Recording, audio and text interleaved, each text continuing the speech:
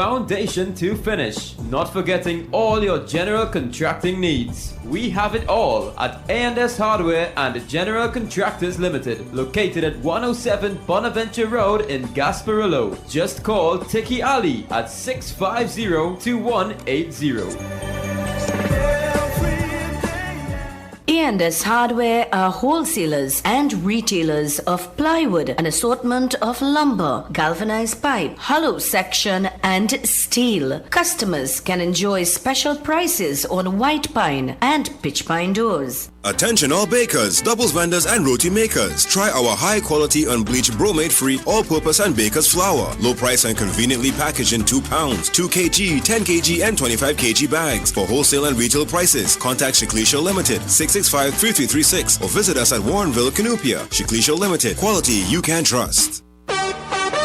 For quality items, visit Super Quality Supermarket of Endeavour Road, Chaguanas, and Trin City Industrial Estate in Trin City, as well as Quality Cash and Carry Supermarket, Cuba Car Park, for all your grocery items, liquor, fresh fruits, and vegetables, not forgetting their bed and bath section, and kitchen appliances for your home. With so many items to choose from, take advantage of our great prices and discounts at any of our 3 locations: Trin City Industrial Estate in Trin City, Endeavour Road, Chaguanas, and Cuba. For quality items, Super Quality Supermarket and Quality Cash and Carry Supermarket.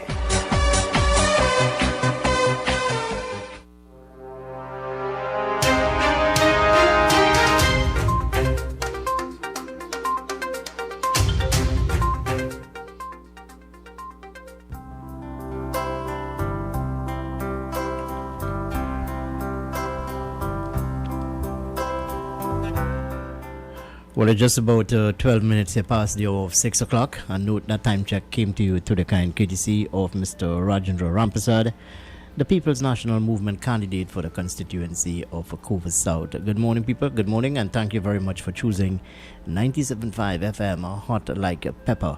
I am Kenrick Juggernaut, and yes, I'll be taking you until the hour of 9 this morning. But at this time, I hand you over now to Irma Ratan Singh for today's horoscope.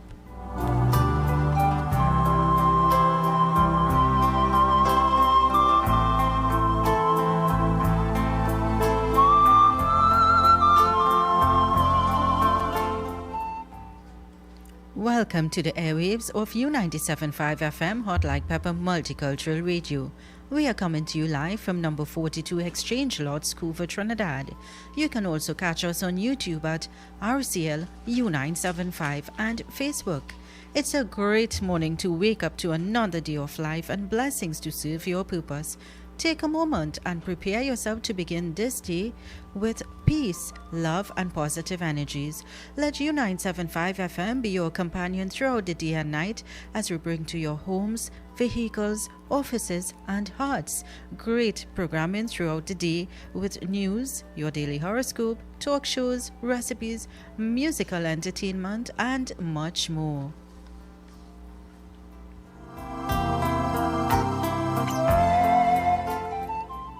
It's a blessed and positive morning as we are getting ready to face the day. I am Uma Ratan Singh and welcome to your daily horoscope, brought to you with the kind compliments of Jyoti's Puja Store of Main Road, Chase Village. For all your puja needs, let's see what the stars have in store for you today, Wednesday, 5th August 2020. Aries, the message is rehushing itself. Someone, conceivably in your internal circle, is causing more mischief than anything. Look clearly at your associates and find the one who is causing the mischief. Go to bat for yourself. You'll spare yourself a great deal of difficulty. Your tip: purge your group of friends.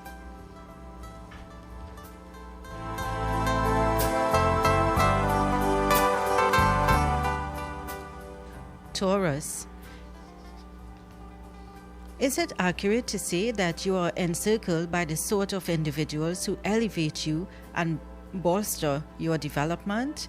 It might be an ideal opportunity to haul the weeds out of the nursery you have so carefully developed. Be cautious about who you loan cash to. Not every person is appreciative. Your tip: surround yourself with the sort of individuals who support you.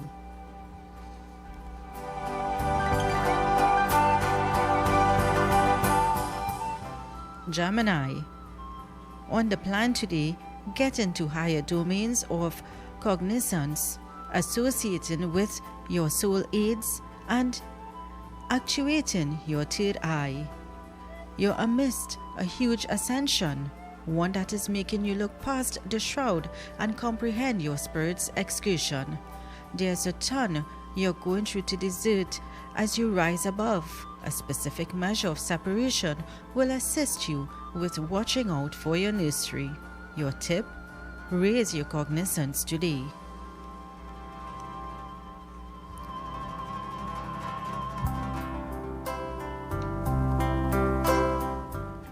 Cancer. Your sentiment matters. However, is it worth pursuing a war for? Try not to add to the noise.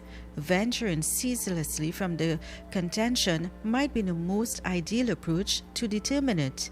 In any event, for the time being, you will get an opportunity to share what's in your heart and psyche soon enough. Your tip: stay away from the contention.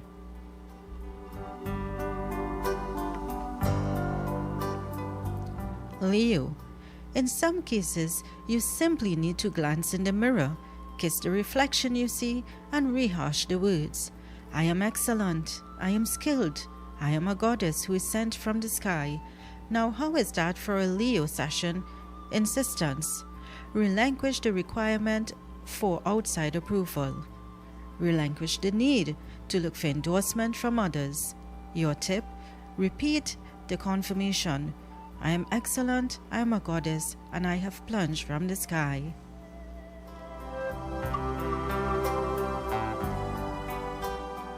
Virgo. The circumstances might unravel itself right away. In any case, you would prefer not to stoop down to their level or let trivial legislative issues deflect you from sparkling in your light. Keep in mind, being on the right half or the perfect individual will end up being valuable to your vocation. Your tip: stay away from legislative issues.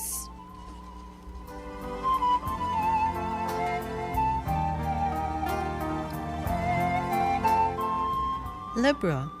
On the cards today: riches, achievement, and acknowledgement. You'll discover your spirit circle building up and sharing into your advancement. Pause for a minute to express gratefulness for all that is accessible in your reality. Your tip: ready to join the class of intensity players?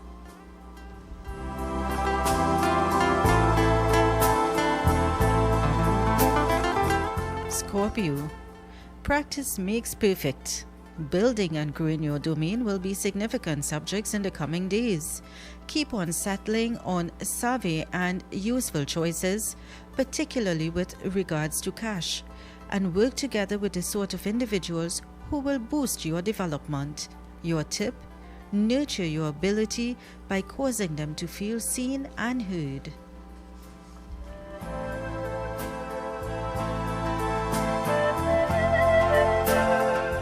Sagittarius.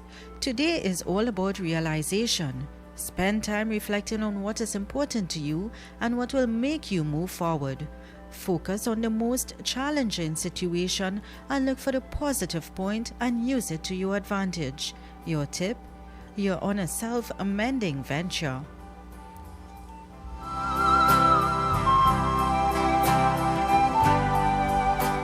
Capricorn. The explanation of a great many people oppose change is on the grounds that it expects us to go up against the supposed dim peace of our spirit. Be that as it may, you have figured out how to overcome your shadows and discover comfort in the awkward. Your tip: delete your old stories.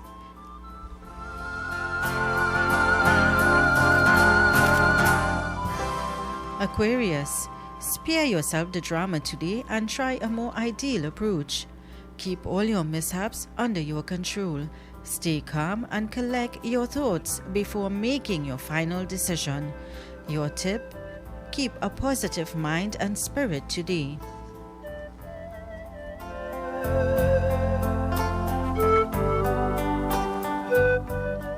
Pisces, money will be an issue today. It will affect some of the decisions you have planned. Try to draft a budget moving forward to guide in the future. This will help you to spend less and save more. Your tip for today: make sure your purchase is necessary. Think twice before swiping your card.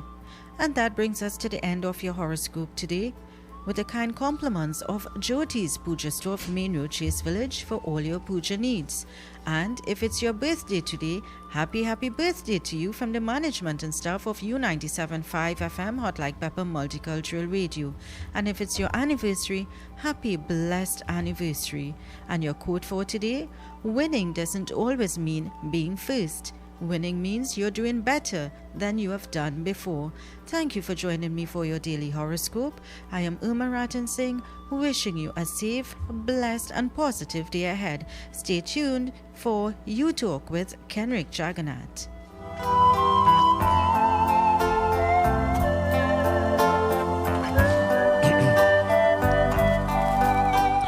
Well, thank you very much, Uma, for today's horoscope. You can join Uma again tomorrow, just after the 6 o'clock newscast, for another horoscope presentation. Good morning, people. Good morning, and thank you very much for being with us here at 97.5 FM Hot Like Pepper. I am Kenrick Jagannath, and yes, I'll be taking you until the hour of 9 this morning. At the time in the Republic of Trinidad and Tobago, it's just about 21 minutes past the hour of 6 o'clock. Note that time check came to you through the kind courtesy of Mr. Rajendra Rampasad, the People's National Movement candidate for the constituency of Couva South. Let's take some messages here this morning, and when I come back, well, I will alert you as to what are some of the major stories as published in today's edition of the Newsday newspaper. Remember, you can go outside there and purchase your copy of this publication. It is priced at only $3, and it's available at all leading newsstands throughout Trinidad and Tobago. Today it's Wednesday, August 5th, 2020. Stay with us here.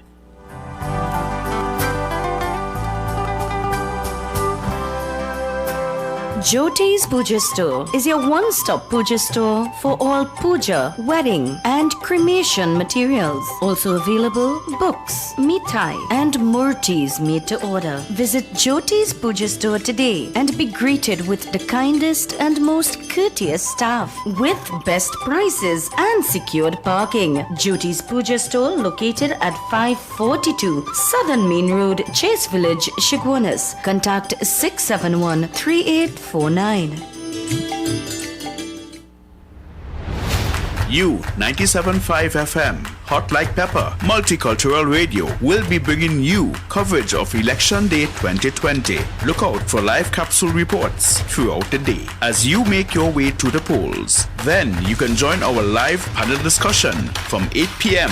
as we bring to you the election results. Exclusive on U97.5 FM. U97.5 Hot Like Pepper Multicultural Radio is now on Facebook. Like us, follow and share our page. We'll be sharing the latest news, tips and much more. You can also view what's happening in our studio. Find us on YouTube and subscribe to our channel at RCL U975. I have journeyed. Greeted in the wonderful name of Jesus. My name is Bishop Kelvin Khan from Endurance Ministry International. Our new location is in Railway Road, Londonville. You can tune into 97.5 every Sunday morning from 6 a.m. till 8. Tell your nanny and your nana, Jesus is the answer. The following is a paid political announcement.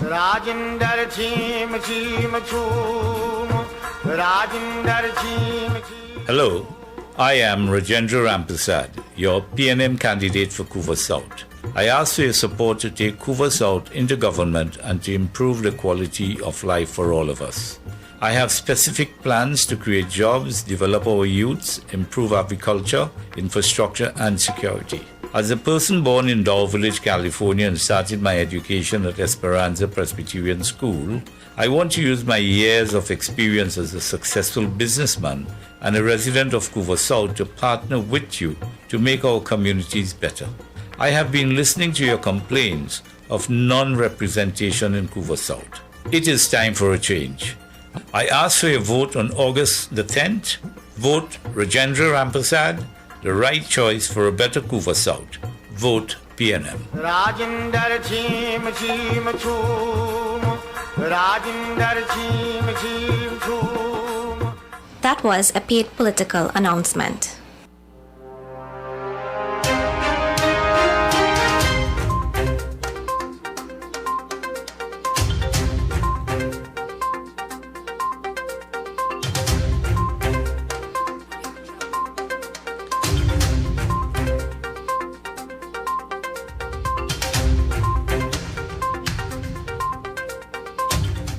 Yes, indeed, and a very good morning again, Trinidad and Tobago, and thank you very much for being with us here at 97.5 FM Hot Like Pepper.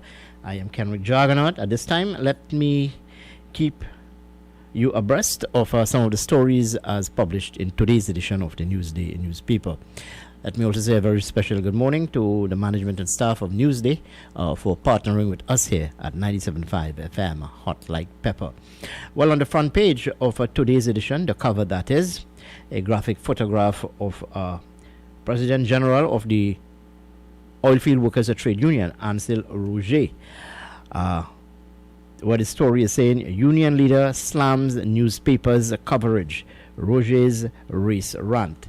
That story, the details, it's on page 3, but let me just share this first paragraph with you. Joint Trade Union Movement President Ansel Roger launched an astonishing scathing attack against the editors of the 3 daily newspapers on Tuesday, describing them as house with the N-word who work for 1%, who themselves operate as modern-day masses. That story, as I said, you can catch on page 3. The Joint Trade Union Movement wants wage negotiations settled. The Joint Trade Union Movement has called on Finance Minister Colm Imber to settle outstanding wage negotiations, which it said have been on the table for too long. JTAM President Ansel Roger said yesterday that unions have been disrespected by the authorities when trying to get their matters heard. Minister Young tells supporters to stay the course. Tobago suffered before the People's National Movement. Do not take God out of your mind and elect anyone other than the People's National Movement administration. That coming from National Security Minister Stuart Young. The story is on page 4. Wademark, Imbert desperate to challenge Padarat. Wademark, the United National Congress former senator, is unfazed by the People's National Movement challenge of the validity of the candidacy of Princestown MP Barry Padarat. Progressive Party complains to the EBC. The Progressive Party has written to the Elections and Boundaries Commission to complain about the wrong symbol being placed on the ballot paper to represent the party. Those stories are on page 4. On page 5, Principals Association head says school can open, but Primary School Principals Association President Lance Motley called for people not to panic in light of the spike in COVID-19 cases in schools. And in a related story on page 5, 12 new cases in 24 hours. Yesterday, 12 more people were diagnosed with the COVID-19 virus. The Ministry of Health indicated in its update. In its morning bulletin, the ministry noted 10 cases, while by evening, 2 more cases had been found. Pan American Health Organization Director warns of healthcare disruptions. There are concerns that the continued effects of the COVID-19 pandemic will severely affect the operations of regional healthcare services, as some aspects of the health sector have already been disrupted, according to Director of the Pan American Health Organization, Carissa Etienne, as she spoke yesterday. Those stories are on page 5. On to some other news published in today's edition. Blind man missing after escaping house fire. SRP charged with wife's murder. 6 men, 1 woman charged for murder. And as we look back again into what is happening on the political front, Barry Padarat tells the People's National Movement, "I'm not leaving." UNC Princeton candidate Barry Padarat yesterday declared there is no way the PNM will be able to prove his nomination is invalid. Padarat also said that the PNM's efforts to challenge his eligibility to contest the August 10th general election was because the party fed him. That story is on page 8. Energy Minister confirms refinery deal to close in weeks or months. Remember, we spoke about this yesterday. Well, the story said, weeks after the Prime Minister publicly challenged the Oilfield Workers Trade Union to sign off and take ownership of the Point-de-Paix refinery before the August 10th general election, Energy Minister Franklin Kahn said yesterday he sees no impediment to negotiations being concluded in the coming weeks or months. Those stories are on page 8. Justice Aboud sticks to his guns. Yes, that story on page 9. Justice James Aboud says he has been working on his decision in the consolidated case involving the Estate Management Business Development Company and several contractors since March, and had fixed the date for his decisions on several applications before the date of the general election was announced. He will give his decision tomorrow. The United National Congress calls on police and the Integrity Commission probe young family connection. The United National Congress is urging the police and the Integrity Commission to investigate conflict of interest allegations against Minister of National Security Stuart Young relative to his brother's position in a finance firm which has hefty loan contracts with government. Those are about some of the stories, as I said, published in today's edition of the Newsday newspaper. Let's take a caller on the line. Hello, good morning. I'm sorry, your number... Well, I'm sorry too, ma'am. I'm sorry too. All right, so I'm urging you to go outside there and purchase your copy of this publication, the Newsday newspaper. As I said, priced at only $3, and it's available at all leading newsstands throughout the country. Well, this should be of interest to you, the people of Trinidad and Tobago. Remember this gentleman? Yes, Herbert Volney, former People's Partnership Minister. Well, yesterday he predicted there will be no political storm on August 10th, and the People's National Movement will remain in government for another 5 years. It's interesting how people tend to change their mind. They're so fickle indeed, boy. Hello, good morning. Welcome to 97.5. Good morning. Morning, Kenrick. Good morning, sir. How are you this morning? Not bad, thank you, man. Well, we have a lot to talk about today, you know. Yes, but I want to talk about Roger. Mm-hmm. And I want to urge Mr. Roger, don't try and take out your anger on the media. Mm-hmm. And don't take out your anger on the opposition. The people you have to take out your anger on, and you very well know that, is the PNM, Dr. Rowley, and the Minister of Finance, Mr. Imbert, who promised you for the last 2 years that they're going to give you the refinery, and they lead you on, and they lead you on, and they mamagayo, and have you there signing this and signing that and consulting with that. And they come right up now before the date of the election and tell you nothing is going to be signed until after the election. And nothing is going to be signed after the election if they win either. And if they lose, the opposition has already indicated that they are going to put the refinery back into the hands of the state. So you have been fooled all along, you have been tagged along, and those are the people that you have to express your anger against. Forget the media, them ain't doing nothing, them just doing their job. Put your anger, direct your anger to the people that who fooled you for the last 2 years, which is the government. Thank you, Kendrick. Okay, well, thank you very much, friend, for your contribution here with me this morning. But as an aside, there's another story to that, where Energy Minister Franklin Kahn, well, he is confirming that the deal with the Oilfield Workers Trade Union could close in weeks or in the coming months. But this has been ongoing for the longest while. We've been hearing talk about the deal has been settled and what have you. But we'll continue to keep you abreast, continue to keep on top of that story. So go outside here, people. Purchase your copy of today's edition of the morning of the Newsday newspaper. It is priced at only $3. So go outside there and get your copy this morning. Stay with us here, 975 FM Hot Like Pepper. Let's go to some commercials. When I come back, we'll continue with our discussion. 975 FM Hot Like Pepper. Stay with us here. A&S Hardware and General Contractors Limited of 107 Bonaventure Road in Gasparillo. For all your hardware materials from foundation to finish. Not forgetting all your general contracting needs. We have it all at A&S Hardware and General Contractors Limited, located at 107 Bonaventure Road in Gasparillo. Just call Tiki Ali at 650-2180.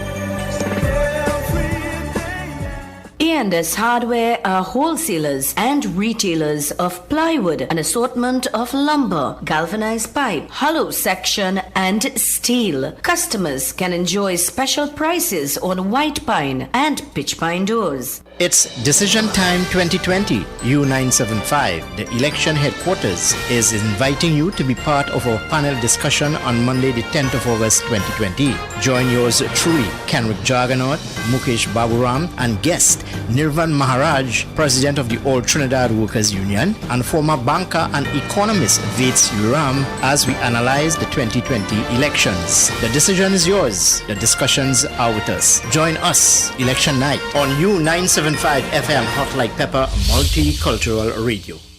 The following is a paid political announcement. This ad brought to you by the PNM. Sign my name with a golden pen, a golden pen. Sign my name, sign my name. Yeah. With a golden anyway, we vote in PNM. Sign my name with a PNM pen, a PNM pen, a PNM pen. How are you sign my name with a PNM pen? We vote in PNM. Hey. Super. Red. Springy water. Red. This is on the higher. Red. The sweetness here. Red.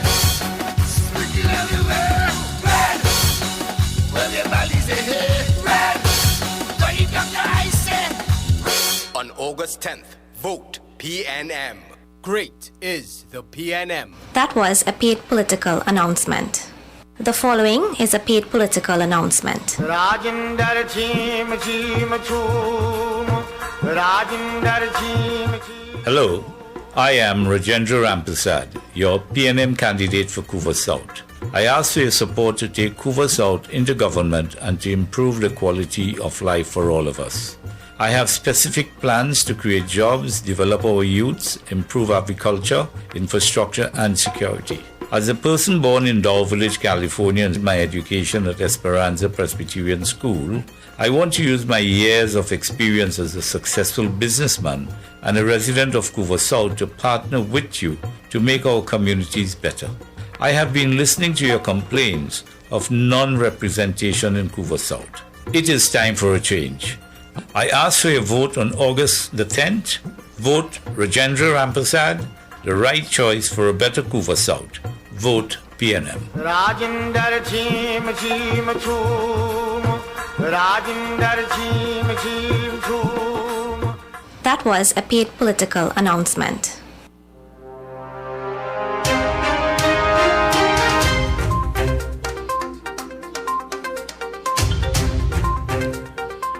Yes, indeed, and thanks for staying with us here at 97.5 FM Hot Like Pepper. Note that we are broadcasting to you live from Couva in central Trinidad, the energy capital.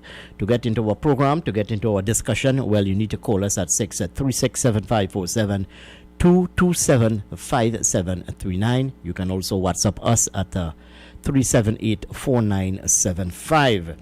And you can also catch us on YouTube at RCLU975. And on Facebook. Those are the mediums by which you can catch our program this morning. We are looking at the issues of the day. And, you know, let me offer an opinion here. Whenever you have entities, and when I talk about entities, I talk about political parties, politicians, and what have you, people who want to describe themselves as decision makers, as influential people in society.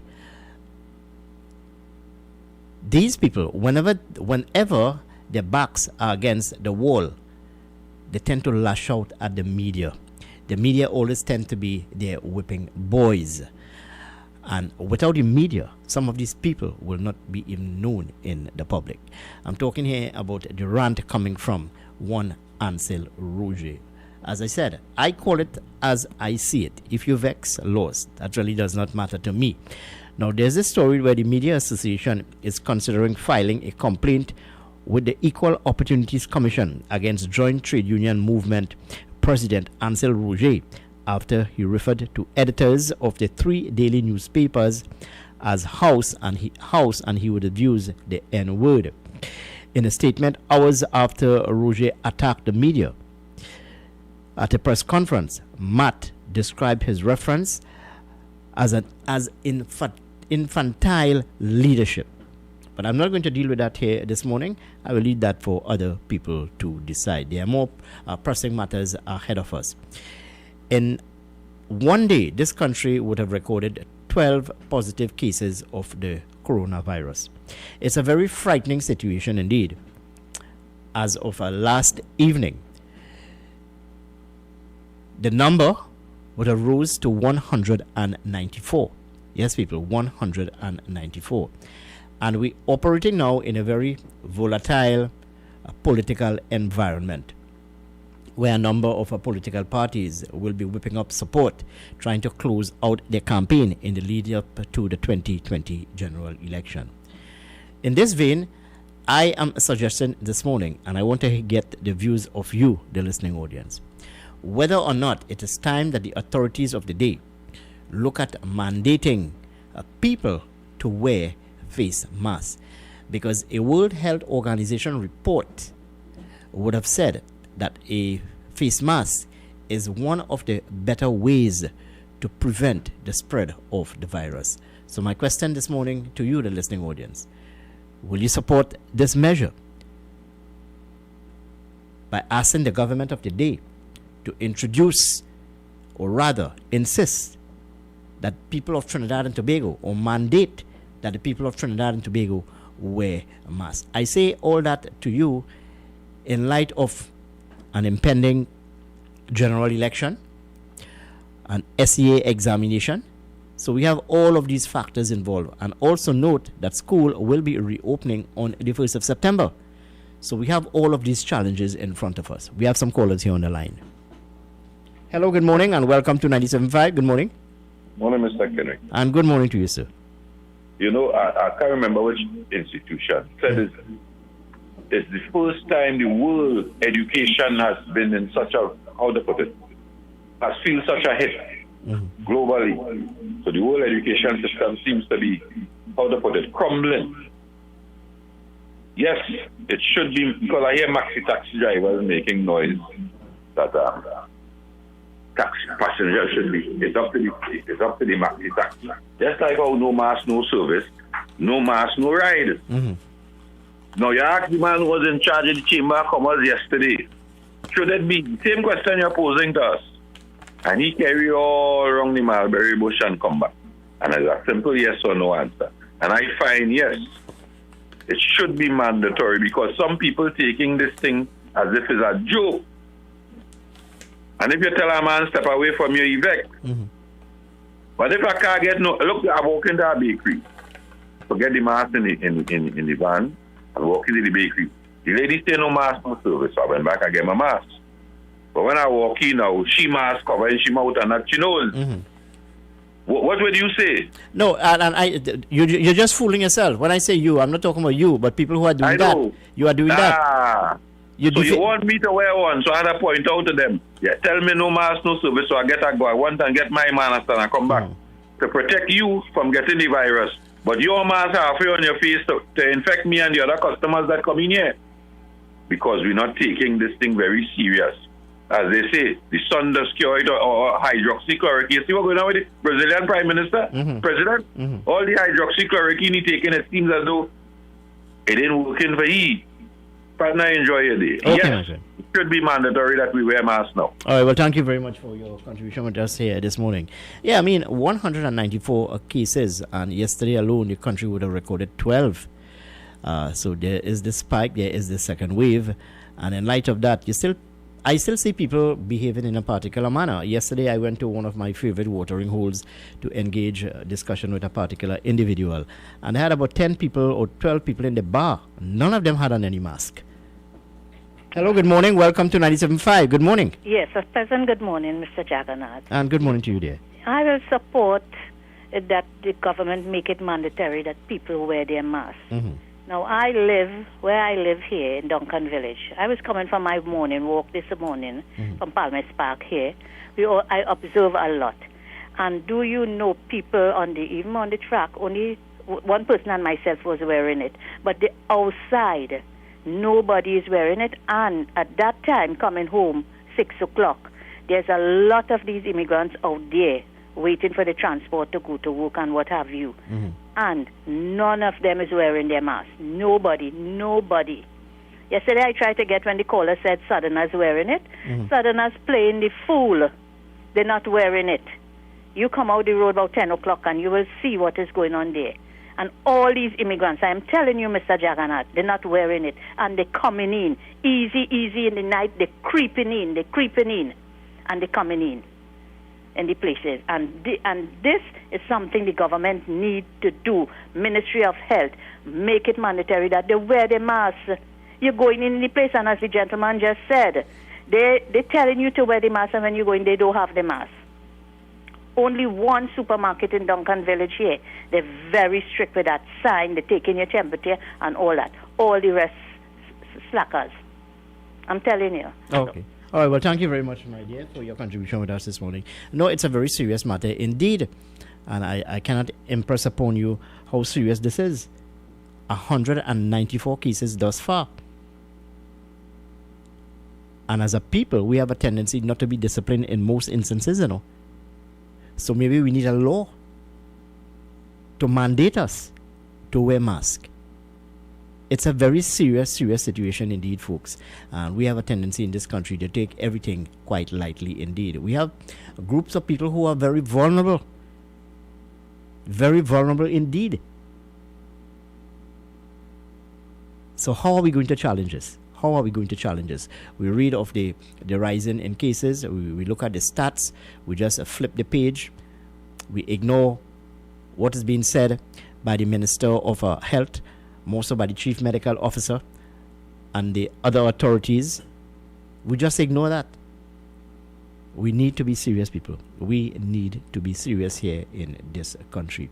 And yet, there's still this call coming from various quarters for the borders to be opened. Really? When you listen to Prime Minister Dr. Keith Rowley, as he spoke, I think was on Monday night, the borders will remain closed.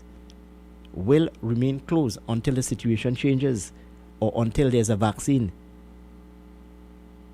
And yet we hear more about more and more Venezuelans entering Trinidad and Tobago. That is not our only sour point here, you know. In fact, the authorities have their jobs to do. That is the Trinidad and Tobago Coast Guard, the Trinidad and Tobago Police Service, and the immigration officers. But as I said to you on many occasions, this matter is being fueled, being given the necessary oxygen by nationals of this country. Hello, good morning, and welcome to 97.5. Morning, Kenneth. This is Mr. P. Can make the border remain closed by the air, but the border open for the Venezuelan, they will come by the house that they cannot. Have a blessed and pleasant day. Yeah, but what more can you do? I mean, there is only so much resources you can pump into the Coast Guard and into the Trinidad and Tobago Police Service. But there are nationals in our country, especially in the southwestern peninsula, who encourages such. And when the nonsense hits the fan, we want to blame everybody but ourselves. You see, I call it as I see it, you know. We blame everybody but ourselves. Yesterday I had a discussion with some friends of mine, and we were talking about the wave of criminality plaguing Trinidad and Tobago, the rising murder, larcenies, house breaking, burglaries, and what have you.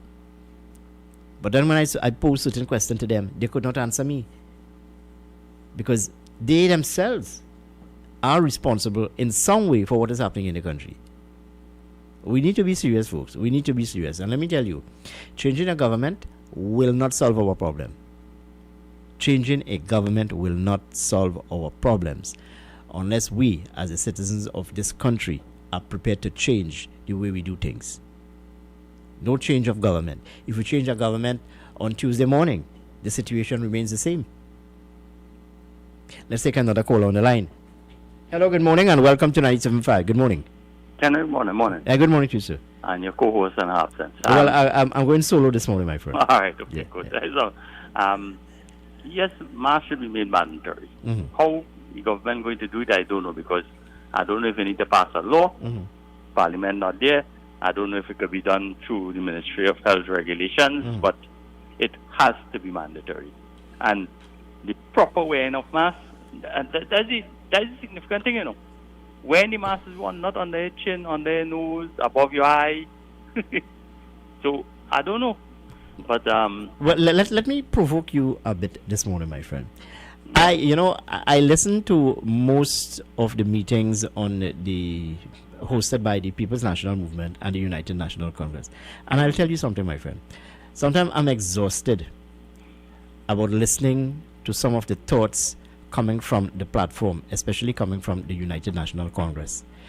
And here it is, they keep clamoring and keep stating and emphasizing that the People's National Movement, the government of the day, Dr. Keith Rowley, is allowing the CPL to continue, while at the same time keeping our nationals outside of the country. I am tired and fed up of all of that. Go ahead. Kenrick, that statement or those statements being alluded to by the opposition is very erratic. And because you have said it, we have said it. We're going to put 6,000 people. Where? Nobody could answer that. And that is a non-issue. But Kenrick, I thought you don't have a busy day during the day? Of course I do, my friend.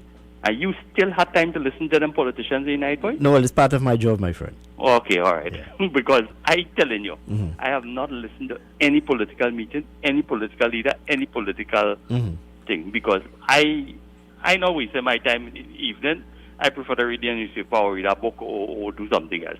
But the other point I want to make, last point. No, but hold on. When you listen to political meetings, you understand and appreciate that the leaders, more so the People's National Movement, Dr. Keith Rowley, the political leader, is quite aware of what is happening. He would have, went to town on Monday about this measure, this, let's say, action wanting to be taken by lawyers of Trinidad and Tobago to stop Justice James Aboud from delivering on particular judgment. Not at this time. I mean, how ludicrous can you be? Go ahead, my friend. Let the lawyers do their job. Remember, there was one matter where there was a judgment to be delivered on Mr. Pandy. And the magistrate said he's going to defer it maybe a month after elections. And that was somewhere, I think it was Magistrate Court in Rio Claro somewhere. And he said the judgment is here, I bring it, it's sealed. I'm going to lock it up and deliver it afterwards. But, Kenrick, this country have 47 constituencies. Why would you say, I know about 41, I don't know about 47. No, listen to me. PNM people say they win in 24. UNC people say they win in 23. So it had to have 47? All right, take care. All right, my friend. Well, thank you very much for your contribution here with me this morning as we head up to the hour of 7 o'clock. It's just about 7 minutes here to the hour of 7. And note that time check came to you through the kind courtesy of Mr. Rajendra Rampasad, who is the People's National Movement candidate for the constituency of Couva South. And yes, the second phase of Trinidad and Tobago's COVID-19 epidemic began almost 2 weeks ago, with some 19 citizens being infected from a source which, despite recent discoveries, still remains unknown. And in light of all of this, there are still calls coming from various quarters for the SEA shutdown. More so as we have 12 more cases in the country. One can imagine the trauma of these students who are preparing for this exam. Hello, good morning, and welcome to 97.5. Good morning. Good morning, Mr. Henry. Good morning. And good morning, Mr. Ellie. How are you this morning? How's the weather in Aranguez, my friends? Beautiful weather, man. Beautiful weather. Weather for cricket, yes? Weather for cricket. cricket man, and if I win the toss, I feel it. No, Kenrick, I would like you to explain to me, right? I have been confused. How it is these cricketers could come in the country? Yeah. And why does these Trinidadians who live in abroad can't come home? What's the difference? I'm being confused here now. I always be good for one, good for all. But these professionals. but hold on. We would have exhausted this matter already, you and I. Yeah. The CPL cricketers are coming in here at the behest of the Caribbean Premier League. No cost to Trinidad and Tobago. Right? They'll be quarantined at the Hilton Hotel. Right? They'll be quarantined at Hilton Hotel. The entire competition will be played in a bubble. No cost to Trinidad and Tobago. Well, all right, no cost to Trinidad, but everything costs in Trinidad and Tobago right now. Because imagine you just sit there outside, you can't come home. No, nobody is saying you can't come home, you know. You have to pass that test and you right. to bring you home, they come home. If they give you an exemption, you have to find your own way here. Well, you don't always have a ticket to come, but it's unfair, and I will leave it there for the while. No, but life is unfair. Yeah. Because you tell me I stranded in Miami, I can't come home to my family, but yet I'm banned full of cricketers coming to play cricket free sheet. Nah, I ain't buying that at all, Gary. Sorry. All right, well, we have a different opinion here, but go ahead.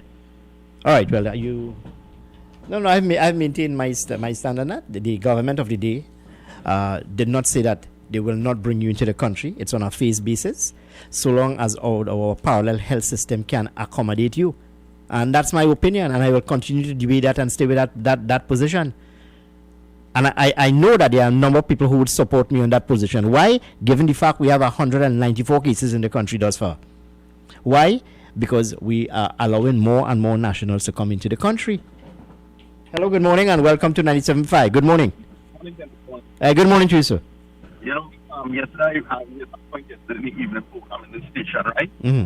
Bring it up again today because I'm trying to contact two MPs, one from the UNC, one from the CNN to get some clarification concerning the people who are quarantined.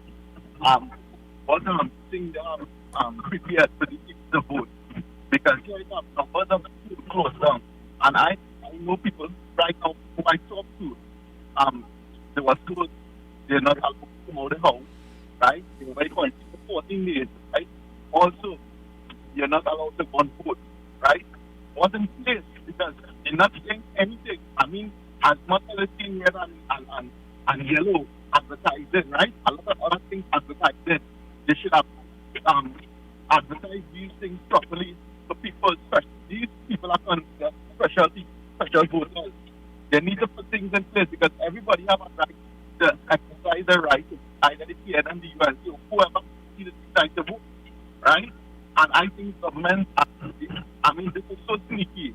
To me, this is sneaky because people who in authority are telling these people they're not allowed to come out to vote, which is a wrong thing. And I'm trying to contact two MPs on both sides, and none of these people answering them. All right, well, this is because of a lack of proper information. My understanding of the situation is this: if you are quarantined, you will be issued a ballot box, and you'll be assigned or described as a special voter. If you are out of quarantine, well, then you have that right to go and vote. I don't understand what's the big thing, but if you're sick and you lie down in a hospital, how do you expect to get up to go and vote? They cannot deem you as a special voter. The fact is, if you are quarantined, and as a national of this country, you have that right to exercise your franchise. If you are quarantined, you will be described as a special voter, given that privilege as a special voter. If you are out of quarantine, well, then you go to the polling booth on August 10th. But I understand what you're trying to tell me this morning. It's proper information. Proper information. If you are saying that the information coming to the fore now is a bit too late, well, then you are correct. You are quite correct indeed. But that's my understanding of this situation. Anyway, stay with us here. 975 FM, hot like pepper. We up to the 7 o'clock news hour. We're going to take the 7 o'clock newscast with Umar Ratan Singh. And when we come back, we'll be in the second hour of today's edition of the morning program. You Talk, the most interactive morning program on the airwaves of Trinidad and Tobago. I want you to listen to this message, and then we'll head up to the 7 o'clock newscast. Stay with us here. 975 FM, Hot Like Pepper. Decision Time 2020, U975, the election headquarters, is inviting you to be part of our panel discussion on Monday, the 10th of August 2020. Join yours truly, Kenrick Jarganaut, Mukesh Baburam, and guest Nirvan Maharaj, President of the All Trinidad Workers Union, and former banker and economist Vates Uram, as we analyze the 2020 elections. The decision is yours. The discussions are with us. Join us election night on U975 FM Hot Like Pepper Multicultural Radio. Time has come. New 97.5. Make it your choice. Something for everyone. 975 FM. Music for you. It's all about you. 97.5 FM, Hot Like Pepper, Multicultural Radio. Power to the listeners. It is now time for Major News to the Hour, brought to you by Crystal Beverages Company, Super Quality Supermarket, Sheikh Elisha Limited, and the Trinidad and Tobago News Day.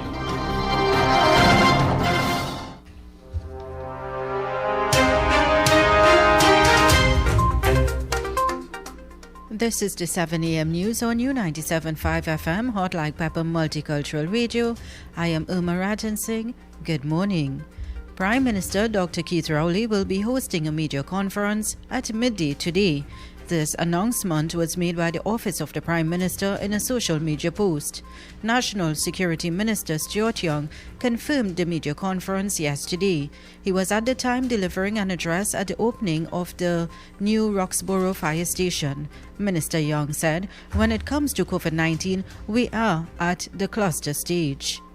As you forget the lessons of COVID and there's irresponsible behavior, that is what causes the spread of COVID, and that is what we're facing right now. We are at cluster stage now. We don't want to go to community stage. The Honorable Prime Minister will address the nation tomorrow at noon, as we met this morning before I came up here.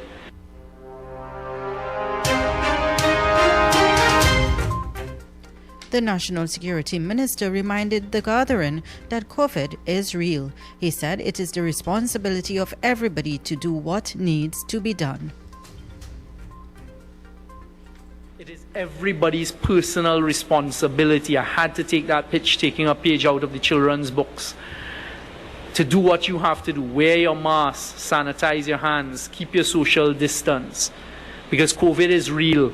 And whilst we are number one in the world by Oxford University for how we've responded to it, that can be very quickly squandered.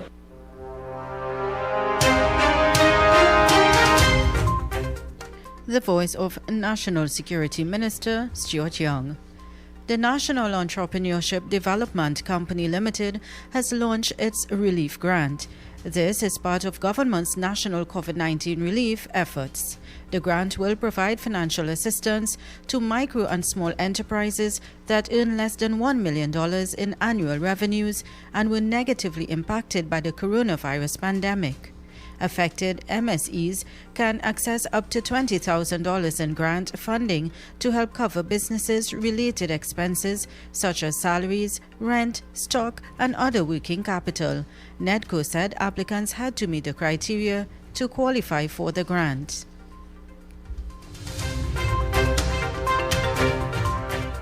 The HDC will lead a team in an exercise to identify and address the cause of extreme flooding in La Horquetta. On Sunday, there was a flash flooding on Tacoma Boulevard and Ladybird Avenue, with several homes being inundated. The HDC admitted that the community has experienced flash flooding before. However, it said Sunday's incident was unexpected since the area has not flooded to that extent before.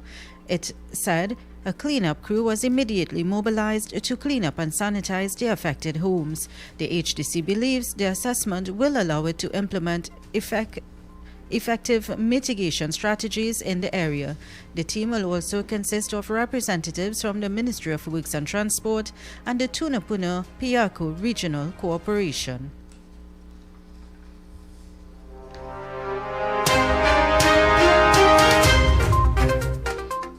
And moving on regionally, a spike in coronavirus cases in St. Martin has led the Netherlands to update its travel advice for the Caribbean part of the kingdom.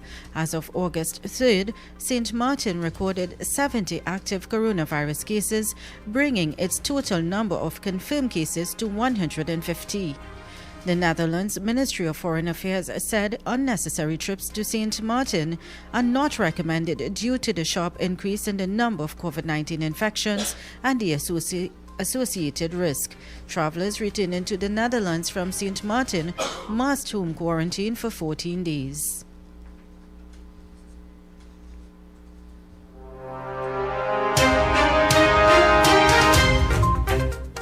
And internationally, authorities in the Australian city of Melbourne have warned of a dangerous rise in people resisting lockdown measures, sometimes violently. In one case, a woman repeatedly smashed a policewoman's head into the ground. Authorities have increased fines for repeated rule breaches as Melbourne endures a deadly virus second wave. More than half of Australia's 18,300 cases have been recorded in the past month in Victoria, of which Melbourne is the capital. There have been 226 deaths nationally. Melbourne has recently mandated wearing masks and tightened a stay-at-home order to reduce transmissions, but authorities said many people were breaking rules, including some who claimed to be above the law. And on to the weather forecast for today.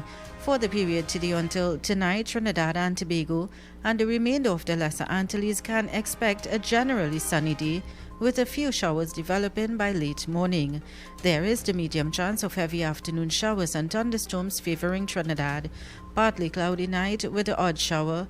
Gusty winds and street flooding may be expected in the event of heavy showers and thunderstorms. Seas slight to moderate, waves 1 meter to 1.5 meters in open waters and near calm in sheltered areas. The current temperature is 29 degrees Celsius. And that brings us to the end of the 7 a.m. newscast on U97.5 FM, Hot Like Pepper Multicultural Radio. Join us at 8 a.m. for more news. I am Uma Rajan Singh. Good morning.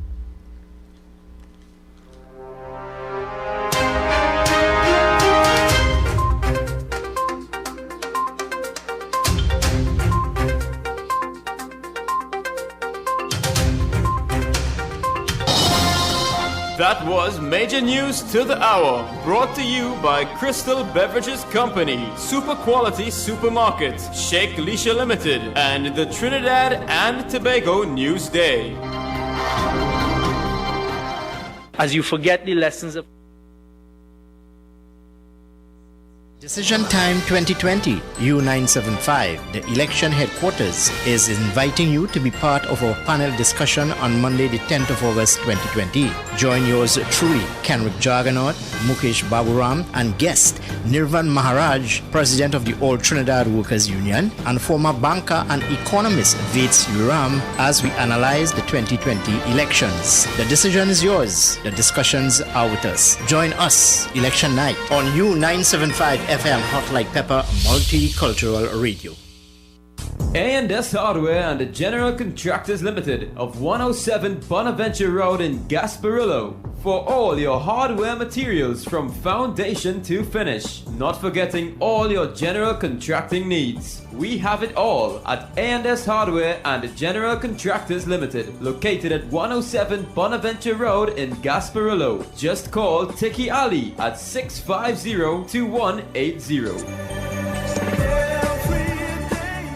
A&S Hardware are wholesalers and retailers of plywood, an assortment of lumber, galvanized pipe, hollow section, and steel. Customers can enjoy special prices on white pine and pitch pine doors. Attention all bakers, doubles vendors and roti makers. Try our high quality unbleached bromate free all-purpose and baker's flour. Low price and conveniently packaged in 2 pounds, 2 kg, 10 kg and 25 kg bags. For wholesale and retail prices, contact Shiklisha Limited 665-3336 or visit us at Warrenville, Canupia. Shiklisha Limited, quality you can trust.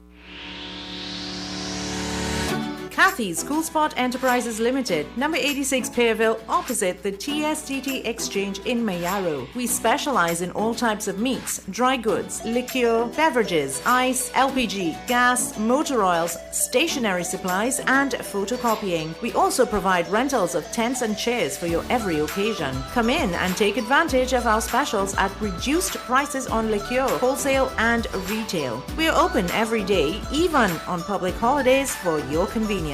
TT Post services are available here at Kathy's Cool Spot Enterprises Limited of number 86 Pearville, Mayaro, where our friendly staff will be happy to serve you.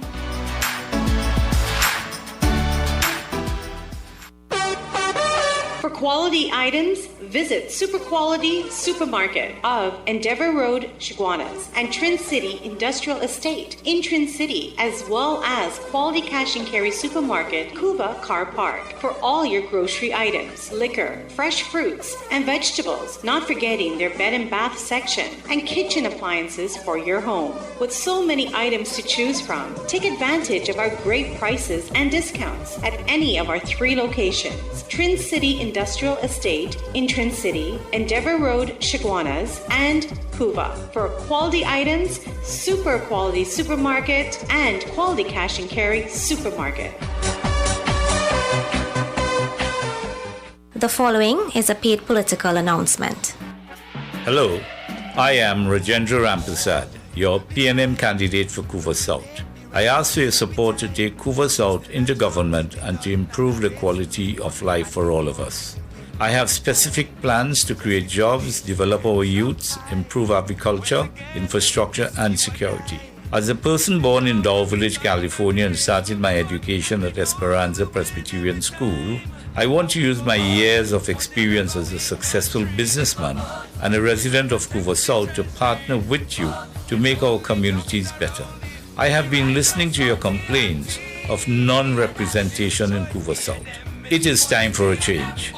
I ask for your vote on August the 10th.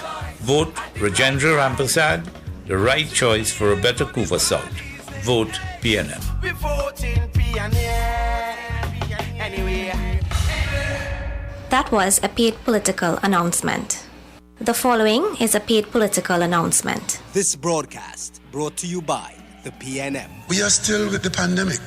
The experts are telling us that it could be with us for a little while still. We're not going to walk away from it and say, okay, breathe easy, it's gone. What we did from very early is to understand that we were in deep water. And eventually, we're going to get out of it.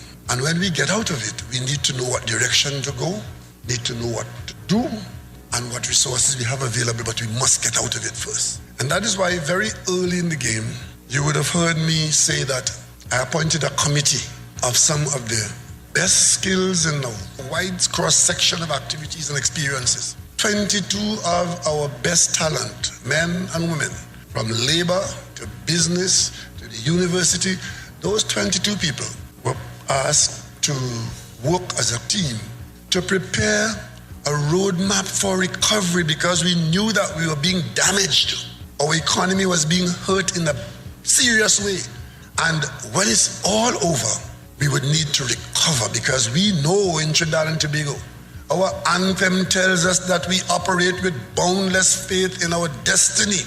So we know that we are going to have to recover after a bad experience of COVID-19. This team, during the early parts of the COVID, they met the 22 leaders and they consulted 120 leaders in various subsectors in the country. And they prepared this document which I've laid in the Parliament. This document is the roadmap for Trinidad and Tobago post-COVID pandemic. Now, we didn't have this last year. We didn't have this the year before. We didn't have this in January or February. We produced this document. It's post-COVID-19 pandemic. So it's the first response of our best talent answering the question, what do we do? How do we do it? On August 10th, vote PNM. Great is the PNM. That was a paid political announcement.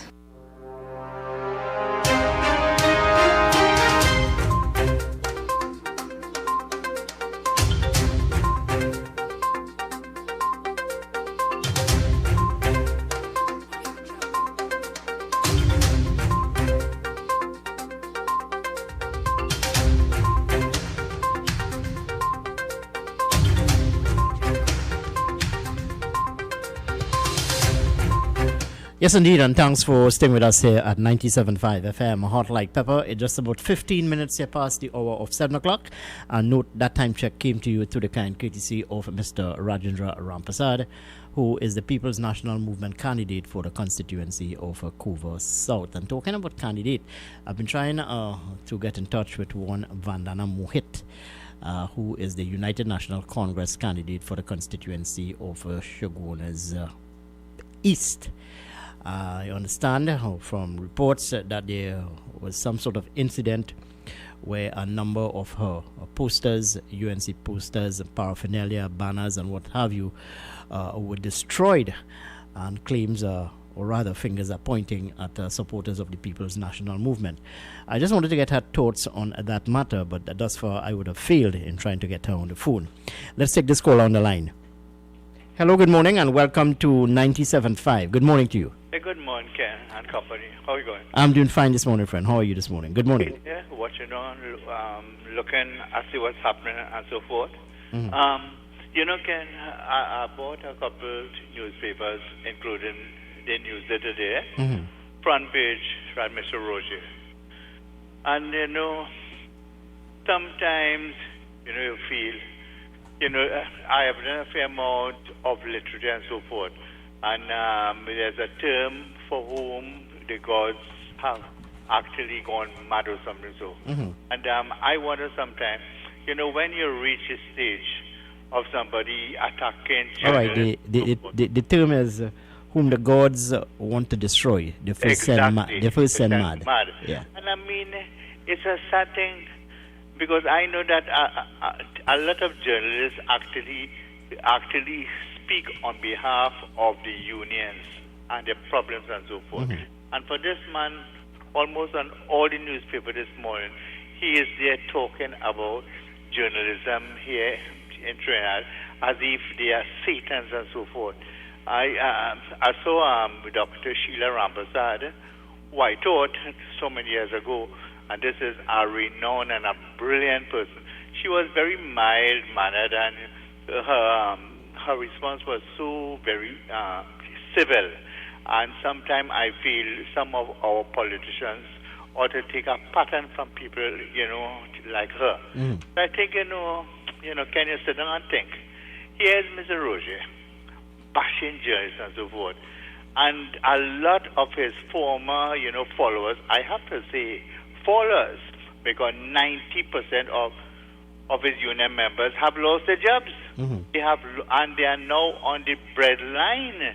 They're waiting for what? Waiting for nothing and so forth. And rather than actually see about helping these personnel, he talking about some sort of forming something to start of the refinery and so forth. I'll be very honest, Ken. I wouldn't actually, put this man in charge of running a parlor. I'm very sorry to say so. All the best again, Ken. Okay, well, thank you very much for your contribution with me this morning. Well, I offered my take on that. I said whenever people backs are against the wall and they cannot deal with a situation, especially when it is in the public domain, the easiest thing or the easiest your first response is to attack the media. Hello, good morning, and welcome to 97.5. Good morning. And good morning to you, Mr. Kenrick. And good morning, Mr. Bank Village. How are you going this morning? What's happening? I am not too bad, my brother. Mm-hmm. One, I must tell you that the polls and so forth, I don't believe in this type of thing. Because I tell you that many years ago, right? Mm-hmm. Because the UNC was in office, In 2015, the polls say everything was going to landslide. What happened to the UNC? The local election, they say the People's National Movement is in front. What happened to the local election? You know, so I don't really believe in that. I believe that it is go in a certain area, ask certain people, and that's how it is. But let us go with No, hold on. Let me challenge you. So if the poll would have said or indicated that the United National Congress is in front, would you have supported such a poll? But as I was saying, many years ago, I tell you, I don't believe in it. All right, go ahead. It's said many times about the UNC and Pandey and all them sort of thing, and Pandey come and win in 2001 and thing, and all this other thing. But anyway, I don't believe in that. But let us go on. I was going to find out something. I don't think the OWTU get the Petrochin refinery, is it, right? Mm-hmm. They ain't get it. They have no intention of getting it.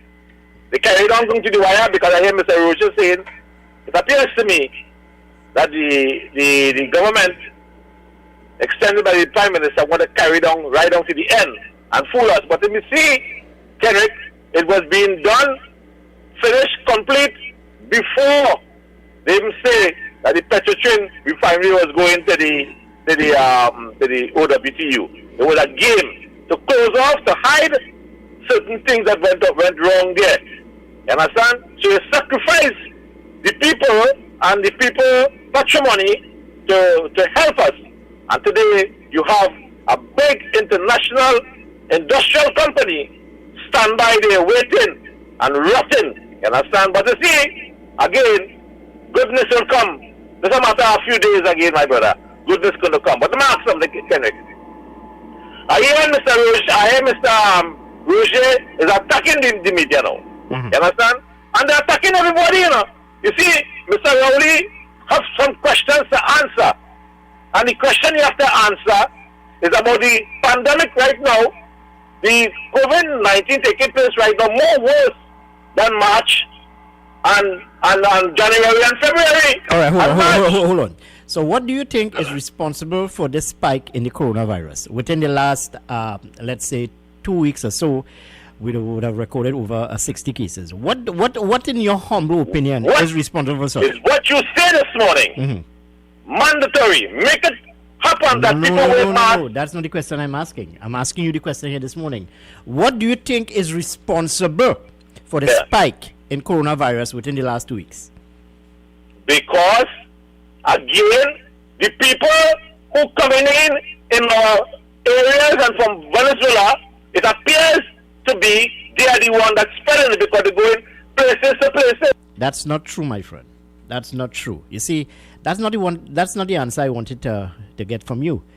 Because you would have been one of those persons. You see, I remember quite well, you know. You would have been one of those persons, Mr. Bang Village, who would have called on the government of the day to open the borders and let all our nationals outside who want to come back home, allow them in.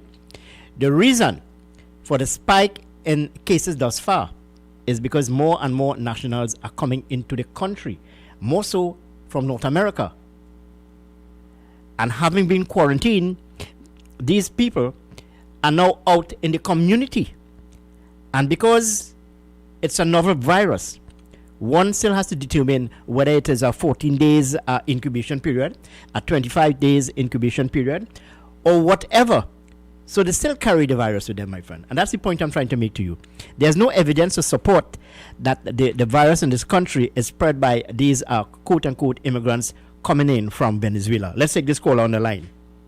Hello, good morning, and welcome to 97.5. Good morning. I'm going to challenge you on that.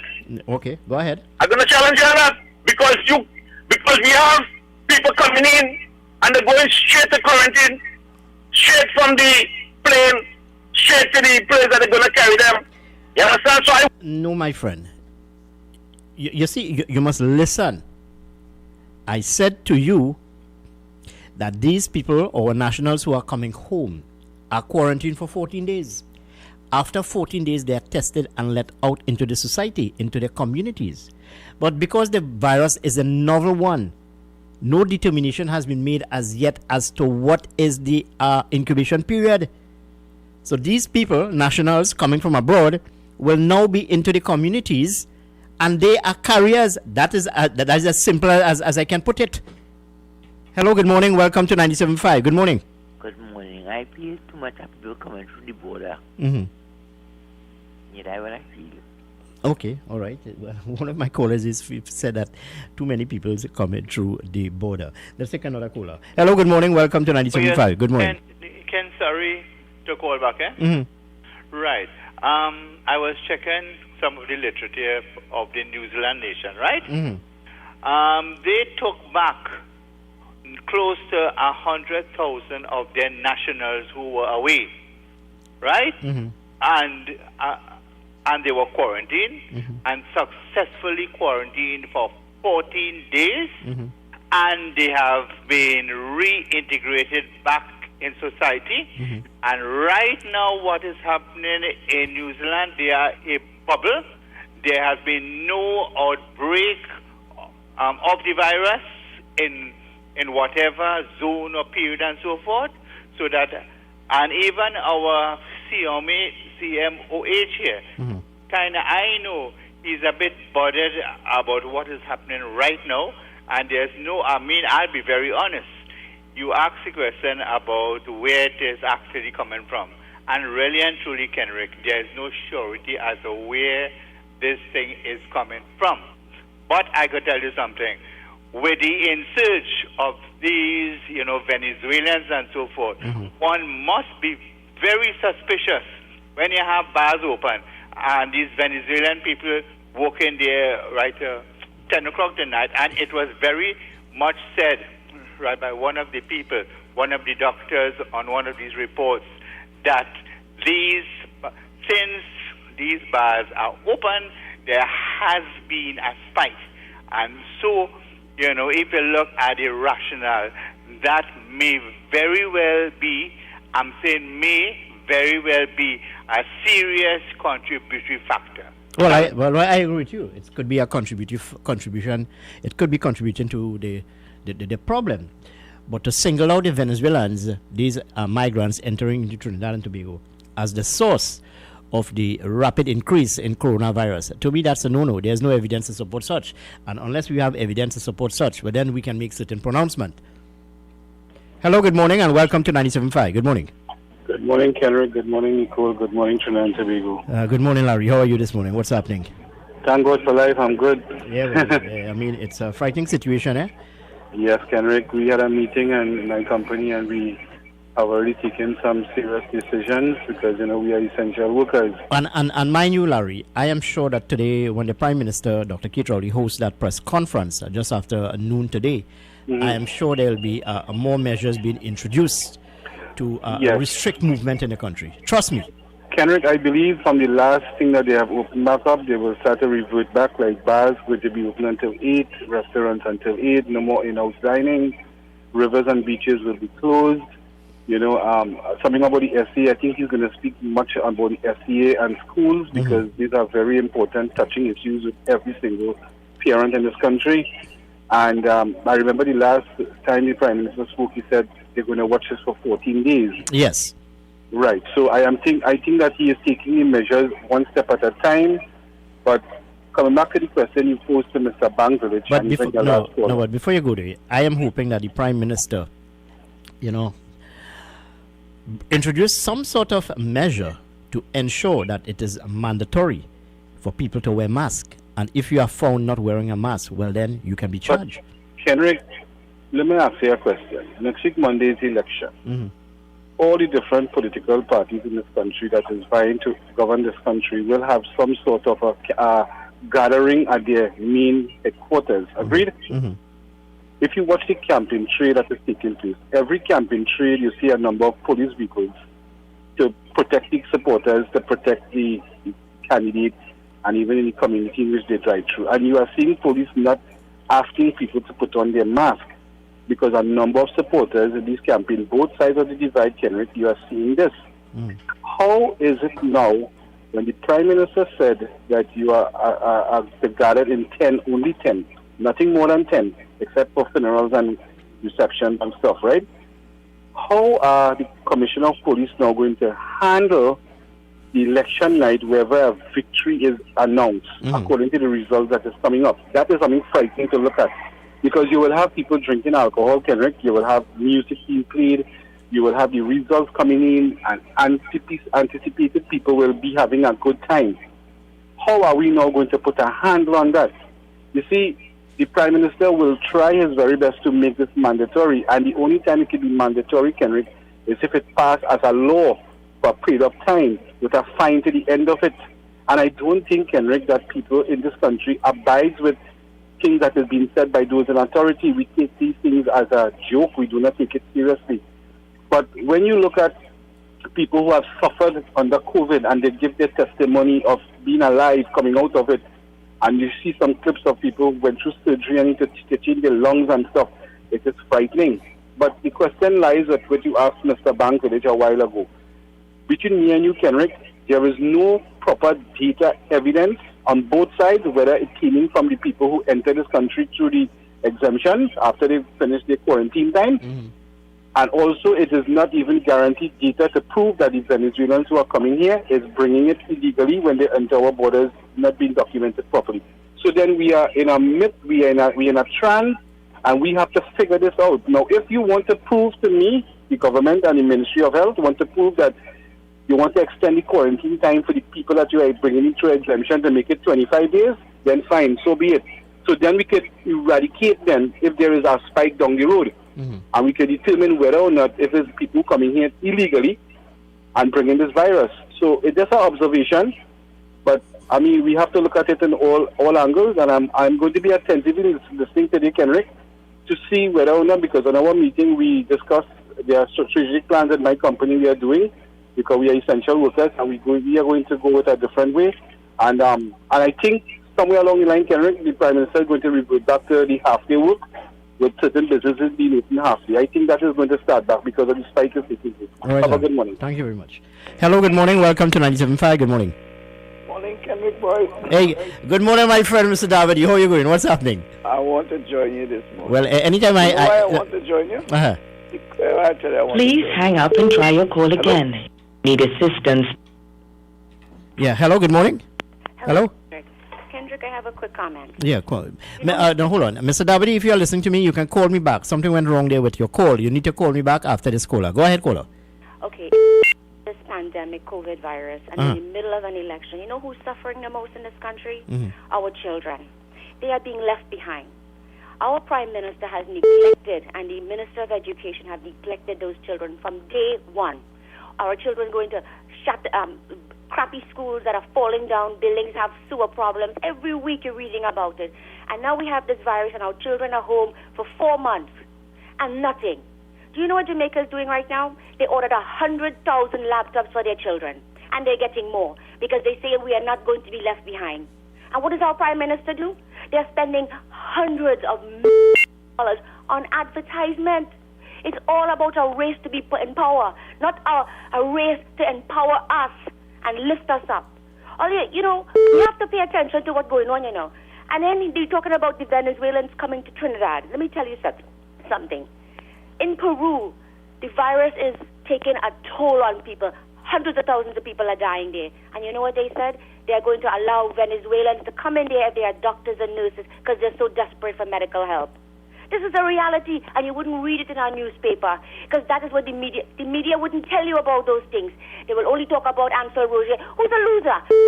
What does Roger do for any of you? Does he help any of you? Those union members get big fat salaries. When you go into some of those buildings, the government worker buildings, the doors falling down, and the union member will watch that door and they will refuse to do it because they have to get permission from the union to fix that door. That is how they operate. Listen, the children are going to be left behind, and we are going to fall behind academically because they want to keep us stupid. That is my comment for the morning. All right, well, I don't think that the children are being left behind. I think that a number of measures would have been taken by both the Ministry of Education and by the Ministry of Health to ensure that children are prepared for the exam. But because of the spike in cases thus far, the conversation now, or rather the narrative, is whether the SEA should continue or not. Let's take this call on the line. Hello, good morning, and welcome to 97.5. Good morning. Good morning, Kendrick. I don't know what happened here, but sorry about that. I apologize. Yeah, that's okay. Go ahead, Mr. W. I just wanted to say that I've been listening all the time, and I wanted to make a contribution on the point you have made. And the word you have made is a very important word. The word is novel. And I don't think we appreciate the meaning of that word novel. Well, Mr. Davadi, I've been trying to drive home this for the longest while, you know.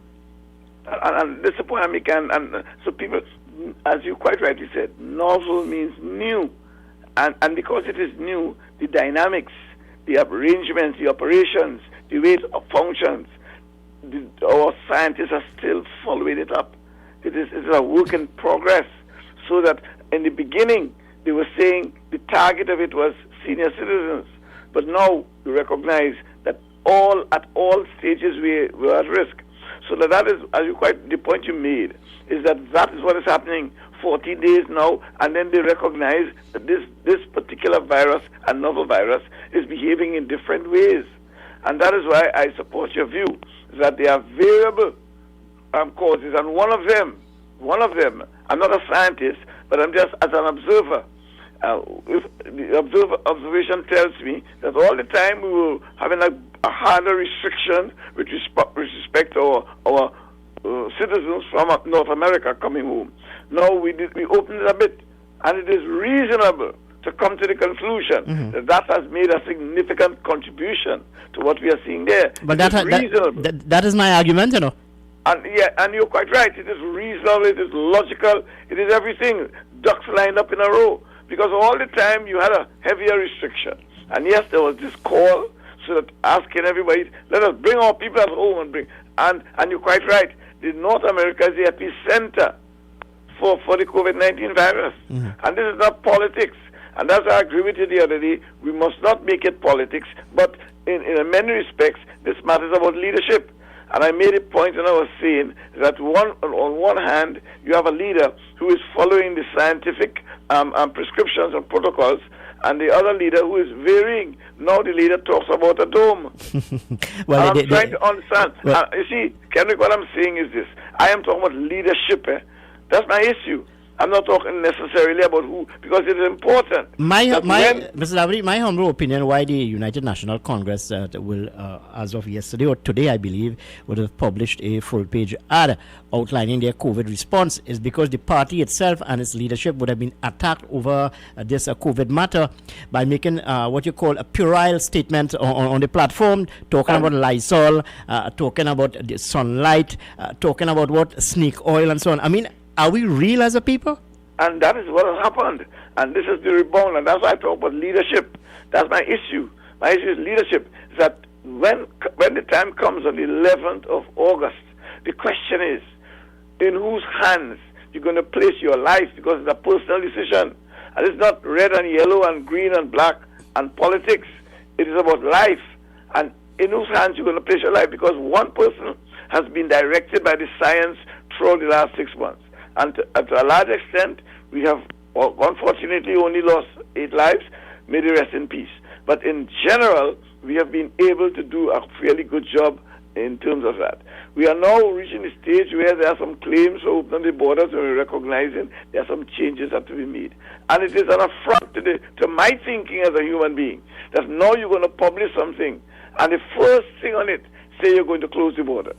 And you will say that's the first thing, number one.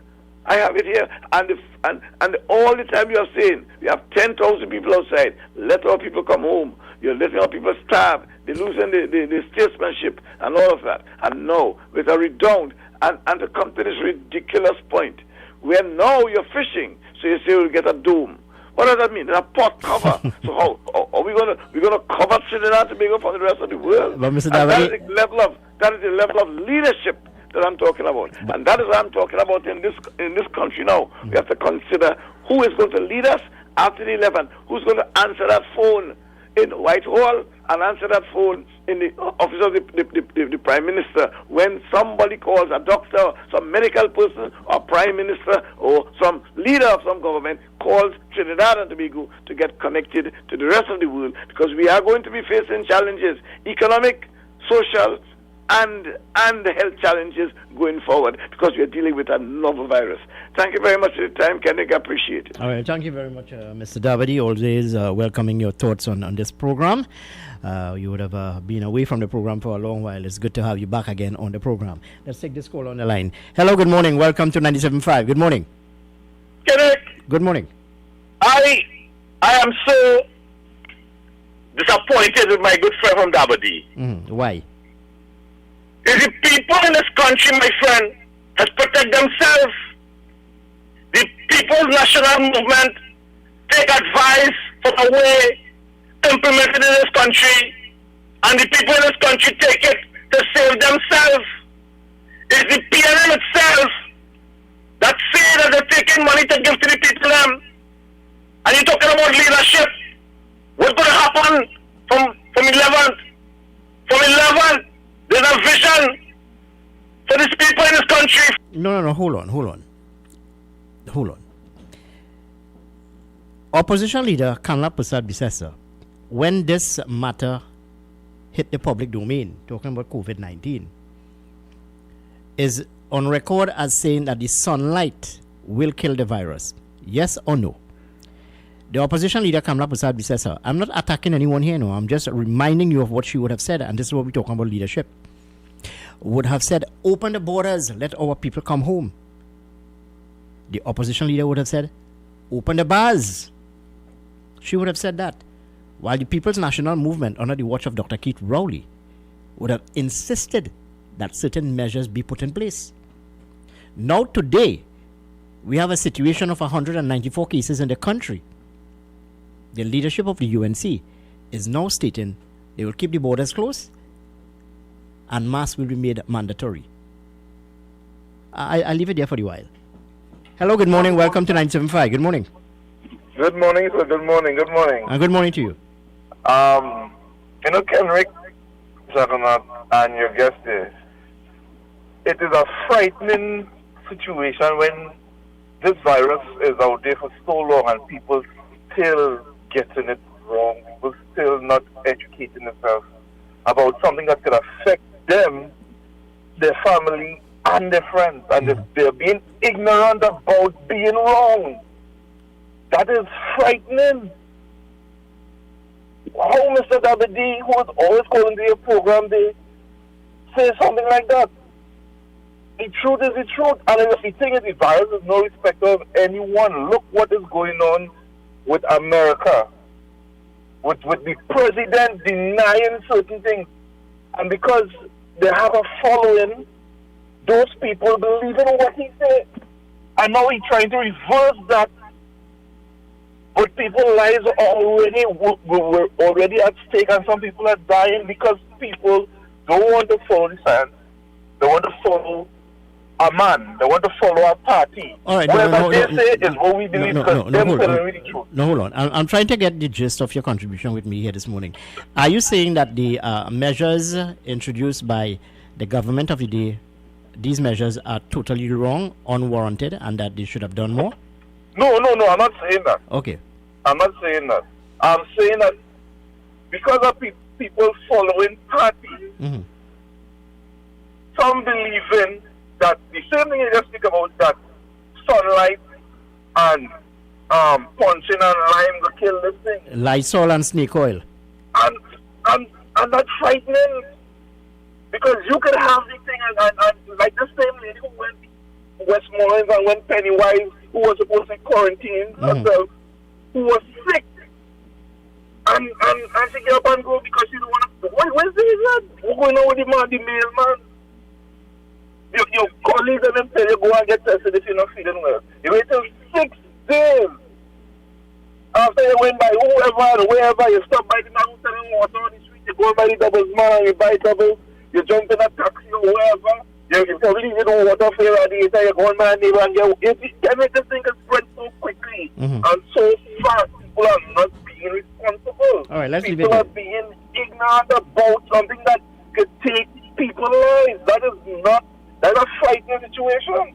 Well, I hear you, and no, I find it very interesting that the United National Congress is now coming out and making certain statements and pronouncements as to how they would respond to the coronavirus if they get into office.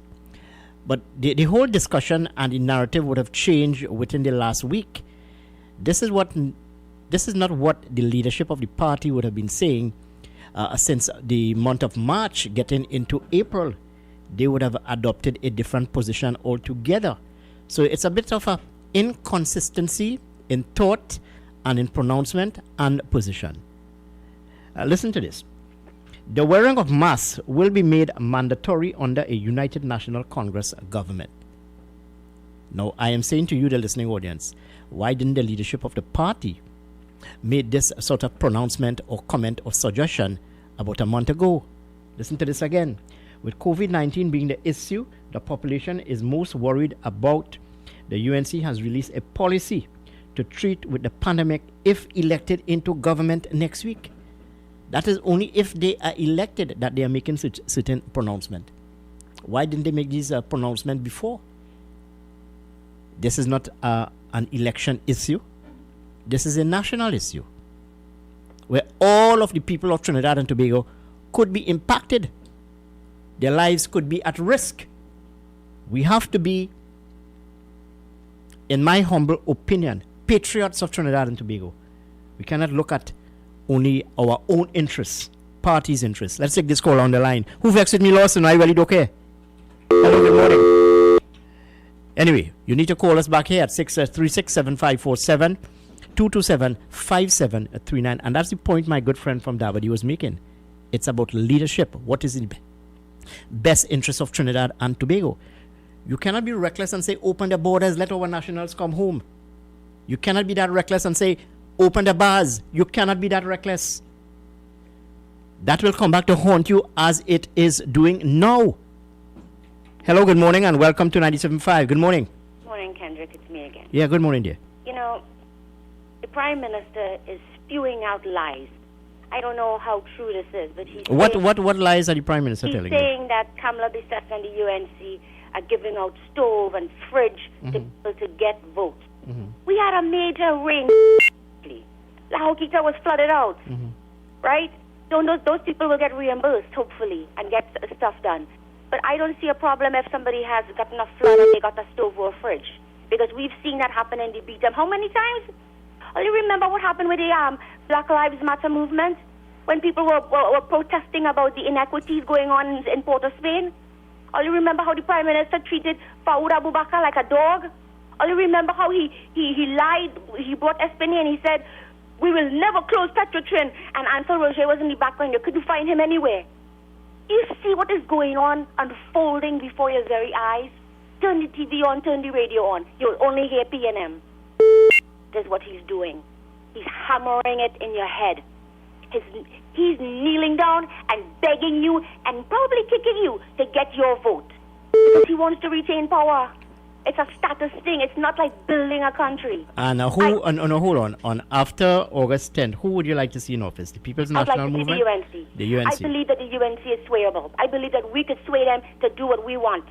And we have that power, but you can't do it with the PNM. Okay, well, you would have shared your opinion with me, but I'm sure that there are other people who would not tend to agree with you. So our lines are open. You can call us this morning and share your thoughts. 636-7547, 227-5739. Let's take this call on the line.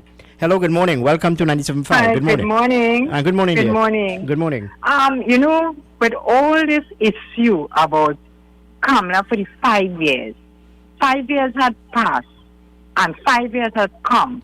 And you know, this lady named still been calling. When we all should sit down and think about how many people lost their job, how many people didn't have a work to go to work to bring food on the table for their children, and all these issues from 5 years back coming up now. And before Kamala, it had another previous government. All the corruption you ever hear that call on Kamala's stage. Right now, our biggest issue in this country is the closure of Petrotrin. And if everybody think about the closure of Petrotrin, they will vote for the UNC, because this man destroys so many family lives. Bank take the property. Children couldn't go to school.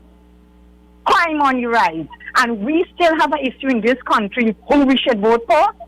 Only 1 5 year span they get. Only 1 5 years Kamala get. And what they were doing that. And 40-something years PNM running this country. We shouldn't have we shouldn't have to say we want drainage. We shouldn't say we want water. Right? 40-something years these people in government. What they did to this country.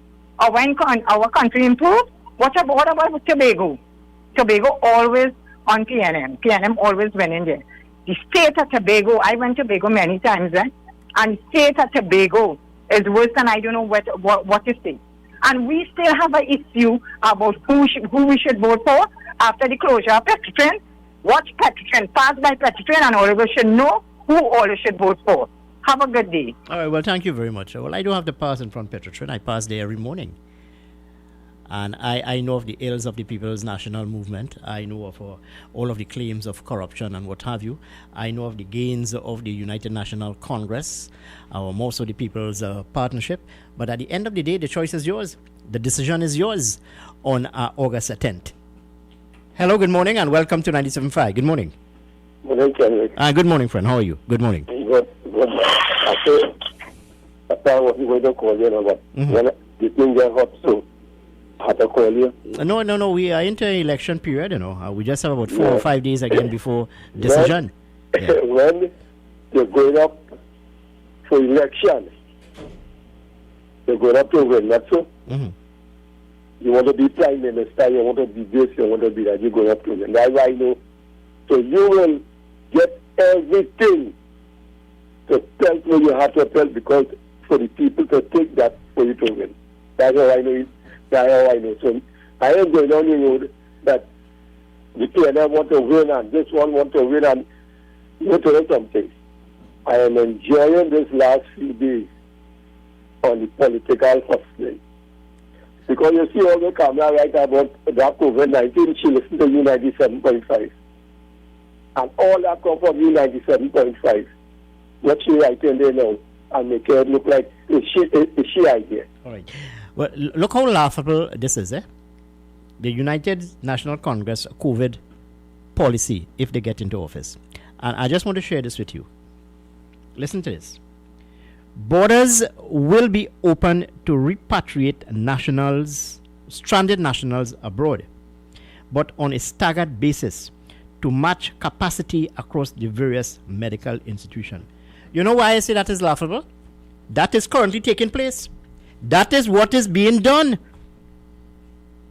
You see, there's a change in direction. There's a change in narrative. So this is nothing new. This has been ongoing for the longest while, since the month of March and April, when nationals have been given exemptions to return to the country, quarantine, and then let back out into various communities on a staggered basis. The word here is staggered. My word would have been phased. This is nothing new. Anyway, we're heading up to the hour of 8 o'clock here this morning, folks. And we need to take the 8 o'clock newscast. But let me take this call on the line. Hello, good morning. Welcome to 97.5. Good morning. Ken. Good morning. Permit me one more time. Yeah. I enjoy this program, and you, as convener, I have been hearing one or two people making contributions, and I respect everybody's contribution. So too do I, my friend. Now, and that is one of the reasons why I really admire you at this program. You know, you never put on people, and you hear what they have to say, and there's nothing about partisan and so forth. But based on what Mr. Dabiri says, and wanting to call us about it being another virus, and we are not entirely sure that the 14-day quarantine is enough.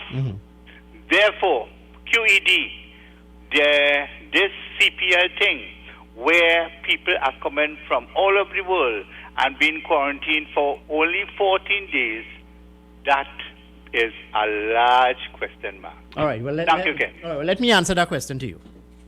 You talk about the 14 days quarantine as it relates to these cricketers who are in the country. But note, friend, this is what you need to note, that these cricketers, when they enter into the Brian Lara Cricket Academy or at the Queen's Park Oval, these games will be played in a bubble. That is to say, these cricketers will not engage the community or will not have any direct communication with members of the public. Unlike a COVID-19 case that is quarantined, and after 14 days of quarantine, you are tested. If the test is negative, you are allowed to get back into your families and into the community. Unlike the cricketers. And that's the point I've been trying to drive home. one must understand these games will be played in a bubble. There are certain security measures, health measures introduced or will be introduced by the authorities of the day. This is why the government of the day would have made that decision, because they expect these guidelines to be followed. So I don't understand the argument. That's my position, but I respect your view and I respect your thoughts. Anyway, let's go to some commercials here this morning, and when I come back, we'll continue with our discussion. 975 FM, Hot Like Pepper. Stay with us here.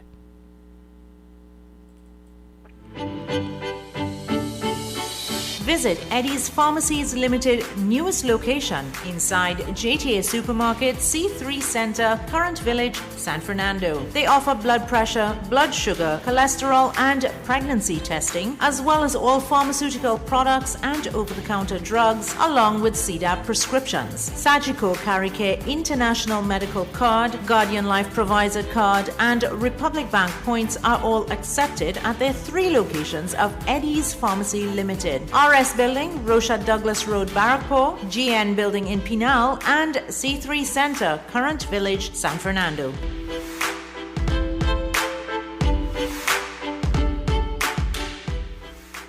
The following is a paid political announcement. This ad brought to you by the PNM. Trinidad and Tobago, PNM again, PNM again. Rain or sun, we vote in PNM, PNM again, PNM again, PNM again. Man, woman and child, we vote in PNM again. Hey. To serve the people and country, not this division.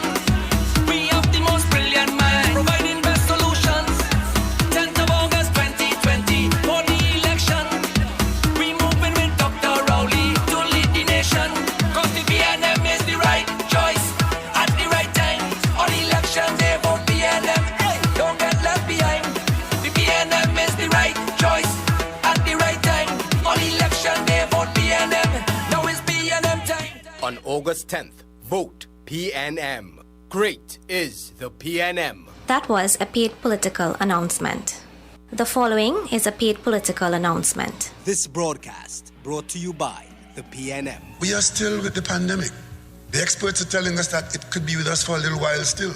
We're not going to walk away from it and say, okay, breathe easy, it's gone. What we did from very early is to understand that we were in deep water. And eventually, we're going to get out of it. And when we get out of it, we need to know what direction to go, need to know what to do, and what resources we have available, but we must get out of it first. And that is why very early in the game, you would have heard me say that I appointed a committee of some of the best skills in a wide cross-section of activities and experiences. 22 of our best talent, men and women, from labor to business to the university, those 22 people were asked to work as a team to prepare a roadmap for recovery, because we knew that we were being damaged. Our economy was being hurt in a serious way. And when it's all over, we would need to recover, because we know in Trinidad and Tobago, our anthem tells us that we operate with boundless faith in our destiny. So we know that we are going to have to recover after a bad experience of COVID-19. This team, during the early parts of the COVID, they met 22 leaders, and they consulted 120 leaders in various subsectors in the country. And they prepared this document, which I've laid in the Parliament. This document is the roadmap for Trinidad and Tobago post-COVID pandemic. Now, we didn't have this last year. We didn't have this the year before. We didn't have this in January or February. We produced this document. It's post-COVID-19 pandemic. So it's the first response of our best talent, answering the question, what do we do? How do we do it? On August 10th, vote PNM.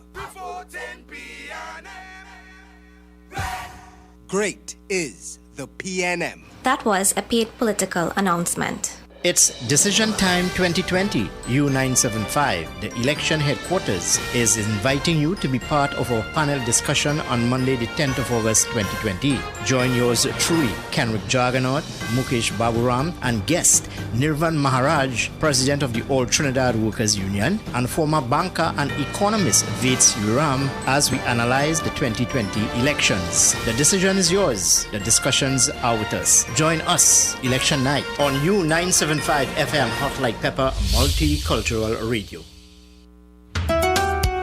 Time has come. U975. Make it your choice. Something for everyone. 975 FM. Music for you. It's all about you.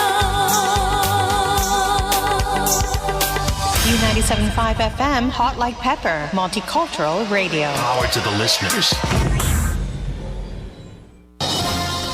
It is now time for Major News to the Hour, brought to you by Crystal Beverages Company, Super Quality Supermarket, Sheikh Elisha Limited, and the Trinidad and Tobago News Day.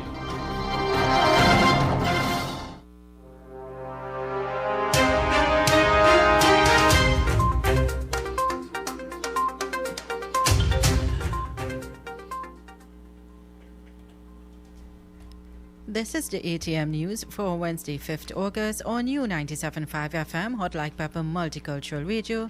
I am Uma Rajan Singh. Good morning. COVID-19 continues its community spread in TNT, mainly through contact with positive COVID-19 patients. According to the Ministry of Health announcement during its 6 p.m. update yesterday, there are 2 new COVID-19 cases following the 10 previous cases which were identified during yesterday morning. The 2 new cases bring the country's total to 194. 3 of the 10 cases are said to be pending epidemiology. The 2 additional persons who have tested positive for the virus and are both contacts of recently positive COVID-19 patients. The MOH assures that established protocols have been implemented, and there are presently 51 active cases of novel coronavirus. The death count remains at 8, while 135 people have recovered. Meanwhile, 9,090 samples have been submitted to CARPHA and UESIDE for testing. Calls are being made to the authorities to immediately shut down and sanitize the Grand Couva and Brasso police stations after 2 police officers were tested positive for COVID-19. More than 4 police officers have been quarantined, but over 20 others believe that they have put at risk after coming into contact with one of their colleagues who interacted with a positive COVID-19 patient. However, on Monday, Police Commissioner Gary Griffith confirmed that 2 police officers had tested positive for the virus. Thus far, several police stations, including Moruga, Barrackpore, Grand Couva, Brasso, and Police Administrative Building, have been closed for some hours to be sanitized. BP Oil Industry Company has announced major changes in its global business that will have major implications for Trinidad and Tobago. BP said it is not going to explore the hydrocarbons in any new jurisdictions. This means that it will not look for oil or gas in which it does not already operate. The company, in a statement of intent, also indicated that it plans by 2030 to reduce its output of oil and gas by a whopping 40%, and it will reduce its capital expenditure to between US $9 and $11 billion annually.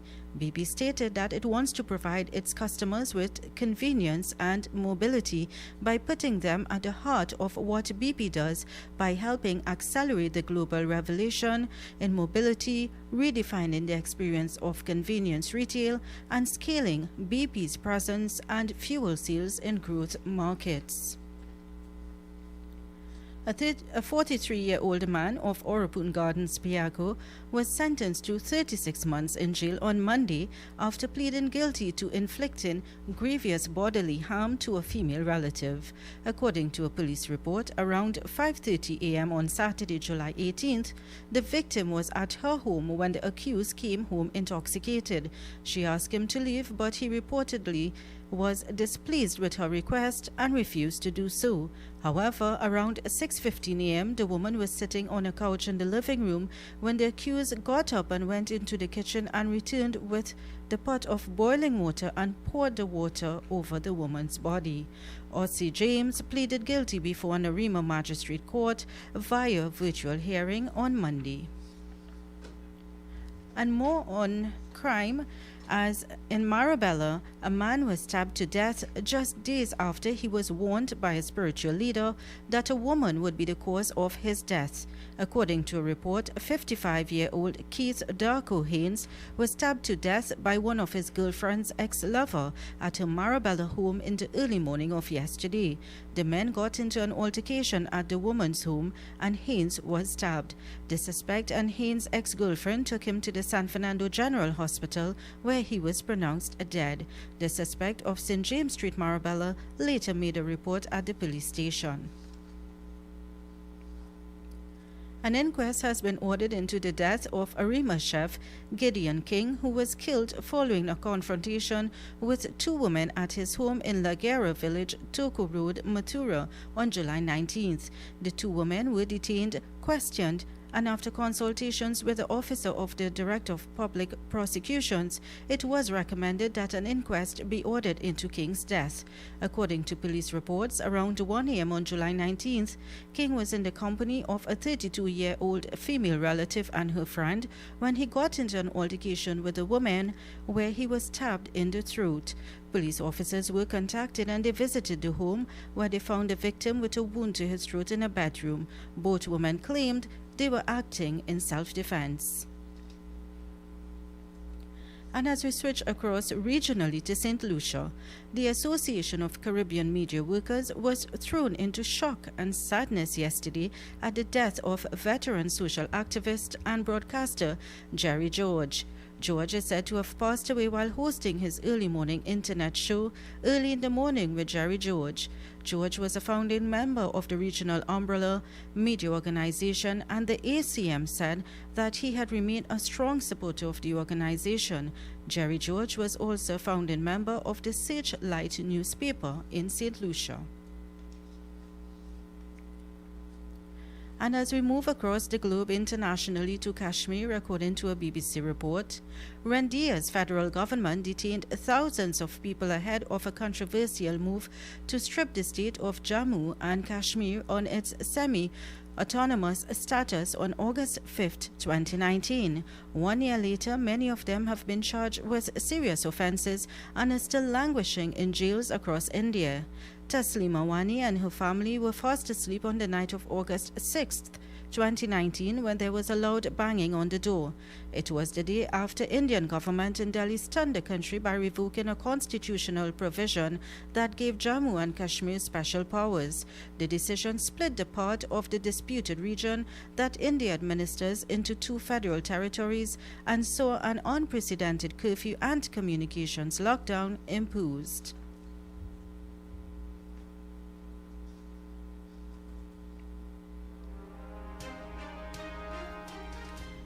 And on to the weather forecast. Today will be generally sunny, with a few showers developing by late morning. There is a medium chance of heavy afternoon showers. Seas will be slight to moderate, with waves 1.5 meters in open waters and less than 1 meter in sheltered areas. High tides at 5:42 p.m., low tides at 11:17 a.m. and 11:27 p.m. Sunset at 6:27 p.m. Current temperatures are 30 degrees and expected to reach a high of 34 degrees as the day progresses. And that brings us to the end of the 8 a.m. news on U97.5 Hot Like Pepper Multicultural Radio. Join us at 10 a.m. for your news update. I am Uma Ratan Singh, wishing you a good morning. Back to Kenrick Jagannath with You Talk. That was Major News to the Hour, brought to you by Crystal Beverages Company, Super Quality Supermarket, Sheikh Leisha Limited, and the Trinidad and Tobago Newsday. A&S Hardware and the General Contractors Limited of 107 Bonaventure Road in Gasparillo. For all your hardware materials from foundation to finish. Not forgetting all your general contracting needs. We have it all at A&S Hardware and the General Contractors Limited, located at 107 Bonaventure Road in Gasparillo. Just call Tiki Ali at 650-2180. A&S Hardware are wholesalers and retailers of plywood, an assortment of lumber, galvanized pipe, hollow section, and steel. Customers can enjoy special prices on white pine and pitch pine doors. Attention all bakers, doubles vendors and roti makers. Try our high quality unbleached bromate free all-purpose and baker's flour. Low price and conveniently packaged in 2 pounds, 2 kg, 10 kg and 25 kg bags. For wholesale and retail prices, contact Shiklisha Limited 665-3336 or visit us at Warrenville, Canupia. Shiklisha Limited, quality you can trust. The following is a paid political announcement. The virus is spreading within our borders. But what can we do? Rowley announced the borders were closed. But we never got the whole story. Boats still arrive from Venezuela every day. We never really had a plan. Where is the testing? How many are really sick? How many will continue to arrive illegally on our shores? Will we ever know? Will he ever tell us? If he will never answer, then the answer is change. That was a paid political announcement. Kathy School Sport Enterprises Limited, number 86 Pearville, opposite the TSTT Exchange in Mayaro. We specialize in all types of meats, dry goods, liquor, beverages, ice, LPG, gas, motor oils, stationery supplies, and photocopying. We also provide rentals of tents and chairs for your every occasion. Come in and take advantage of our specials at reduced prices on liquor, wholesale and retail. We are open every day, even on public holidays, for your convenience. TT Post services are available here at Kathy's School Sport Enterprises Limited of number 86 Pearville, Mayaro, where our friendly staff will be happy to serve you. The following is a paid political announcement.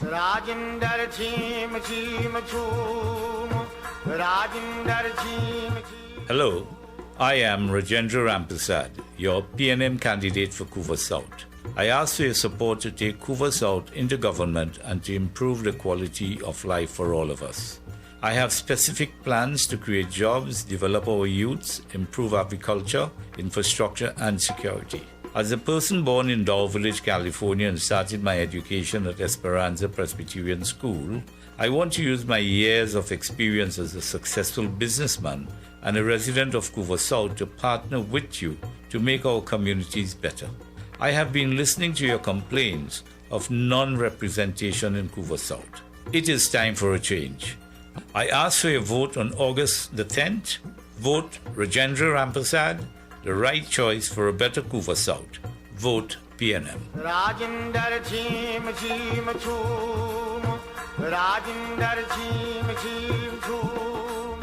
That was a paid political announcement.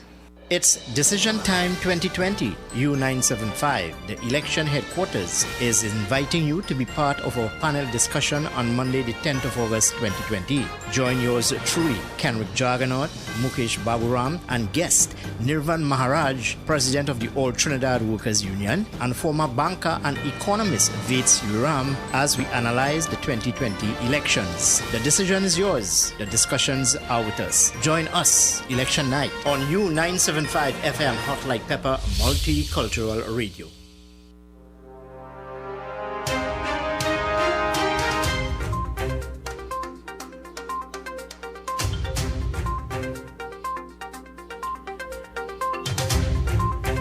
Yes, indeed, and welcome back to 975 FM Hot Like Pepper. 14 minutes here past the hour of 8 o'clock, and that time check came to you through the kind courtesy of Mr. Rajendra Rampersad, who is the People's National Movement candidate for the constituency of Couva South. Note that you can call us here this morning at 367547 and 2275739. You can also WhatsApp us at 3784975. So as we continue with our program, 975 FM Hot Like Pepper, the most interactive morning program on the airwaves of Trinidad and Tobago. You can share your thoughts with us. But I want to shift gears here a bit this morning. But let me take this call on the line. Hello, good morning. And welcome. Hi, good morning. Good morning. Good morning to you. I'm sorry about that. Yes, Santa Cruz here. How are you doing? Hey, Mr. Santa Cruz, how are you? Good morning to you. What's Everything happening? good, everything. I just announced it on the radio there. But and so I heard the advertisement with the representative for Couva South or wherever. Now, it's just a blank. I'm not too familiar with what you're speaking of for the day, so you could always shoot a question at me when it's but it might sound facetious, I'll go and see. Now, they say he's saying that, Couva South or wherever didn't have no representation. Laventil, who never had no representation, but PNM hold it for X amount of years. Well, here what? Why not the predominant UNC areas go PNM or the predominant PNM areas go UNC and let me see if it might get a change? Well, it's on the both sides, You will always hear about, poor representation, a lack of representation, non-visibility of candidates, of members of parliament. Well, it's all par for a course in this, what you call a very volatile election period. Yeah. But look at it. Where I vote for the St. Anne's East, right? That is Gatsby Dolly and Ms. Charles, if I'm correct. She's the MP. The rep going up. Now look at it. I've been living in that area for 20 years. I originally from St. Augustine. I went up to St. Augustine by my daughters and them. Celia Street haven't been paved for years. You only see the main road paved. Scott Street, Francis Street, Stella Street, all in the back of Europe. And all the areas, but you only paving Evans Street what haven't been paved for years. No, well, the political culture in this country has not changed. I'll tell you why. And even the People's Partnership Administration would have been guilty of such.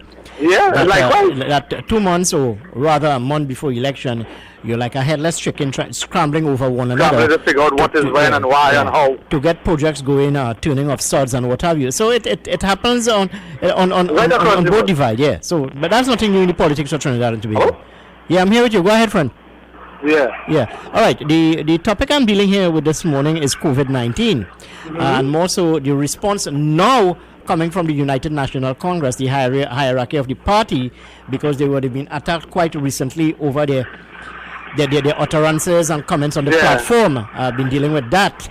And I also am dealing here this morning with I'm making a call for the mandatory wearing of masks. I see that the UNC is saying now that post August 10th, that's part of their policy, the wearing of masks and what have you. So a number of issues, a number of areas of concern we are discussing this morning. Go ahead. On the aspect of the COVID, I think there's a level of carelessness on both management as well as the people. Because in some cases, you know what you're supposed to do and you're not doing it. Management, when I say management, meaning government, should do certain things and probably tell me like they're being lackadaisical. Even though they are working, I still see there's a level of laid back mentality. I could be wrong, I'm subject to correction. But I have a cousin who lives in the US. She's a military thing. And she said in Japan, even before COVID ever came up, people used to wear masks. So if it is mandatory now, I don't see a problem because it is a problem. Well, COVID is a problem. You are right in a certain way, because within the last 3 weeks or so, we would have had a rise in cases. A spike, yes. Let's say about 20 in the last 2 weeks. And prior to that, I think that the country, more so the government of the day, would have gotten into what you call a quote-unquote a comfort zone. And now that the spike is here with us, today the Prime Minister, Dr. Keith Rowley, is prepared to have a press conference to deal specifically with this matter. Go ahead. Yes, so that's why I say. But the final thing, so I'll give you another chance. How does that? So then, constitutionally, can they call off the election if you see a issue? I'm just asking that question now. What could be the status of our elections coming up? No, I think that we have gone too far to postpone the election. No, I think if we do have spiking cases in the coming days, greater restriction will be put on the people of Trinidad and Tobago. There will be certain you'll be mandated to do certain things because this is not this is not a simple situation. It's very unusual. It's very complex. As one of our earlier callers, just not saying, but I say, even though I know we fully listen, but I heard one caller said, and you were saying it's novel. So I fully now understand the concept of novel. It is something new, and they are working on it. So that. So I really grasp I already understand the meaning of the novel. So I mean, you have to take everything as they say, take it in stride, and do as you have to do. Otherwise, anyway, I think we could probably deal with it. All right, hold on. What's your thoughts on the Caribbean Premier League being hosted in this country in this COVID environment? I think that it could have been adjourned or postponed for a lot of time. Because look at what, even though you're seeing countries who say that they had issues, they got it under control, and you see you get a second wave. We are not as fortunate as New Zealand, as what it is said. Still, I think it could have been pushed back to a much further later down the line. Because look at the Euro 2020, where the European countries, they put that for quite next year. So you could have probably pushed back and have it for the next edition or something. So I think that they were too early to want to have it. All right, well, I hear you. And thank you very much for your thoughts with us here this morning. All right, as I said, I want to shift gears here a bit, but let me remind you the time in the Republic of Trinidad and Tobago. It's just about 20 minutes here past the hour of 8 o'clock. And that time check came to you through the kind courtesy of Mr. Rajendra Rampasad, who is the People's National Movement candidate for the constituency of Couva South. The elderly in this country, and I'm just shifting gears here a bit, digressing our conversation. The elderly and senior citizens in this country, in my humble opinion, are treated as second-class citizens. I will emphasize a bit later on, but let me take this call on the line first. Hello, good morning, and welcome to 97.5. Good morning. Good morning, Mr. Kenrick. And good morning to you, sir. If I have an automatic car, what gear I shift into? If you have an automatic car, what gas you'll use? What gear are shifting to? No, you listen, if you want more power, you can shift on rather than the drive, you shift onto 201, Thank you very much. Yeah. It's a good thing I don't drive. And you could do that. Yes. Go ahead. Yeah, talk to me. What you was going to talk about now? Bawani, no, I talk senior citizens in this country. The elderly are treated as second-class citizens and are treated with total disrespect. I say that to you because here it is now. I heard last night coming from the Ministry of Works and Transport, who is in charge of the licensing office, that senior citizens now will have to make an application online for any services offered by the licensing office. What of senior citizens who do not have the technology or who do not have the wherewithal to make an application online? Well, that is the first question. That is the first, because many people over 60 are not techno-savvy, either phone or computer. You understand? So therefore, that kind of arrangement, senior citizens need to say no to that. And more than that too, even though when you make an appointment and you are given it a time, let's say 11 or 11:30, you go to the bloody office, you still have to wait. That happened to my sister last week. You still have to. So, Minister of Works and Transport, Ruhan Sinanan, come on, all get all our act together. I know we're in a very volatile election environment. But you have to make life easier for the people of Trinidad and Tobago. She went in for an 11:30 appointment, and believe it, in this day and age, all office still shut down 12 o'clock for lunch. So they had to wait till after 1 to be served. And more than that too, why don't you stagger the time?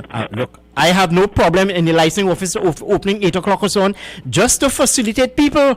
Well, I have no problems. In fact, I suggested many months ago that the work hours of this country should be from 7 a.m. to 5 p.m. So you bring a batch of people from 7, you bring our next batch 8, so you bring our next batch 9. You have 3 batches that will take it through the day, so nobody have excuse where we had to close for lunch. because we don't have a cashier, or we don't have this, and we don't have that. And more than that too, Bawani, we're operating in a COVID environment where only 10 people are allowed in a cluster. Even more so. Right. Now. So you'll find that the process is slower. It's slower. So why not extend the time? That's all I'm saying.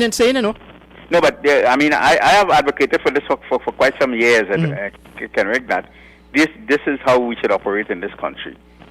And don't make excuses that, oh, somebody gone for lunch, and even so when they reach 7 o'clock, you hear teacup and saucer knocking, so they have to talk what happened last night, what happened the day before, and by 8 o'clock they're not ready to save it. They still come in the hospital clinic for 7 o'clock, you know. But when they get in service, the doctor had to go and make you wrong. So fair enough. And time half past 9, 10 o'clock, you still sit down in the hospital. You understand? So we have to look at how we improve services. Well, hold on. Let me provoke you a bit. I now see that the United National Congress would have removed the word dome and replace it with some net, security net. Oh. And they're saying that, well, it was a misprint. Not really a misprint, but it was an inadvertently. Yeah, it was a copy which was not really readily available for print. That reminds me of something, many years ago. But I won't remind you of that. Anyway, go ahead. The misprint McCalypso. Yeah, misprint McCalypso. Yeah. All right. All right. My thing is, Mr. Roche, does he expect in reality government to come and settle all outstanding agreements now, given two factors? One is an election period, and two, we've spent a lot of resources on COVID. To me, Roger is trying to blackmail the government and push them into a position exactly so that you settle all outstanding, let's say, outstanding negotiations and so on, with the hope that members of this group would vote you back into office. Yeah, well, remember his chant all along since he get the $15 million.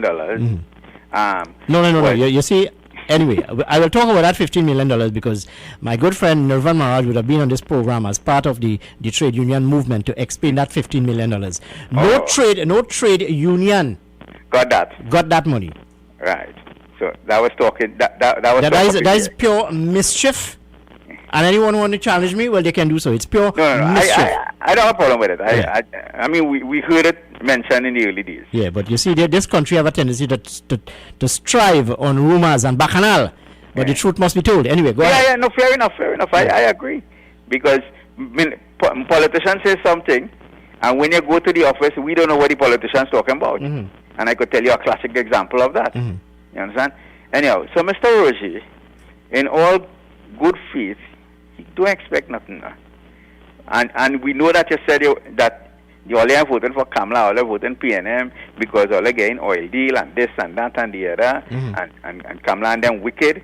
And you see MSJ leader jumping up and saying Kamala is not the you understand? Yeah, but these very same trade union leaders who are quite critical of the United National Congress and by extension its leadership, they too would have described this administration as the most anti-labor administration, Yes. So you really do not know where they stand. Go ahead.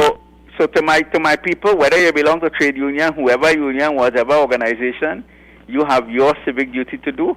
Go and exercise that according to your conscience, and don't follow blindly or stupidly or foolishly the dictates of any politician. Do not make politicians God and goddess. All right. So before you go to the constituents of Princestown, vote Barry or don't vote Barry, because Barry, nothing wrong with that. Your vote will be null and void. This is what the PNM is saying. No. If I was living in Princestown, I would vote Barry, because as I said to you, was it Monday, that if there was a problem, the EBC in scanning the form and relooking everything should have pointed out that from day one. No, but the EBC too would have fallen on their job, and I'll tell you why.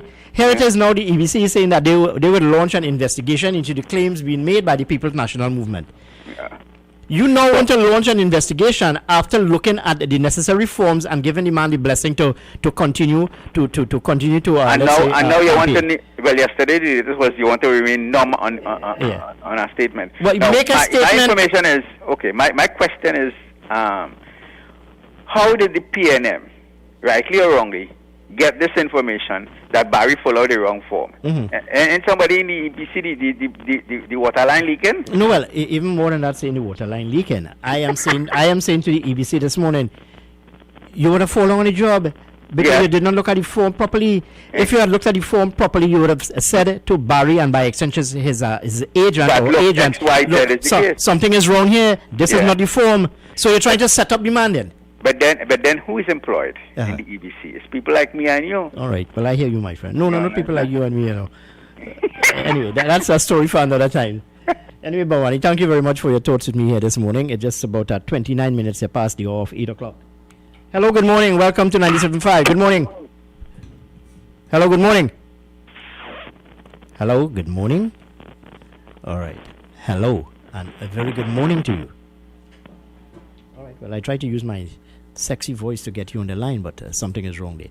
Anyway, folks, we need to take some commercials at this time, and when we come back, we'll continue with our discussions right here, 975 FM, Hot Like Pepper. Stay with us. I'll be right back after these messages. Let's hear from KY's Electrical Supplies.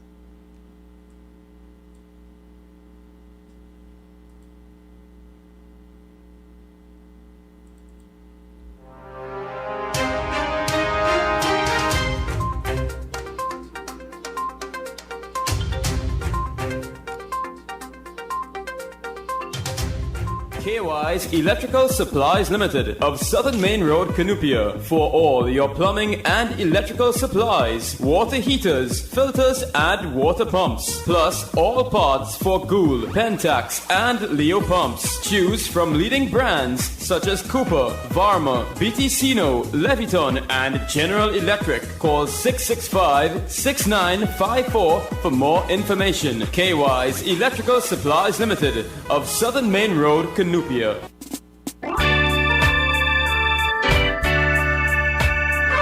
Greeting in the wonderful name of Jesus Christ of Nazareth. I am the Senior Pastor Bishop Kelvin Khan from Endurance Ministry. Invite you for a prayer strike force revival starting on the 3rd, the 4th and the 5th August, praying for our nation. Come and believe God for a turnaround. August the 3rd, the 4th, the 5th at 6:30 p.m. Railway Road, Londonville. All are welcome. Come and pray for our nation. Live broadcast on the 5th at 6:30 p.m. Broadcasting at 97.5. Live, tell your nanny and your nana, your chachi, your chacha, your grandpa, your grandma. We need to pray for our nation. God bless you. Thank you. And we have come to praise Him. It's Yummy Tummy Time with Irmi. I am Irma Ratan Singh inviting you to join me on Yummy Tummy with Irmi.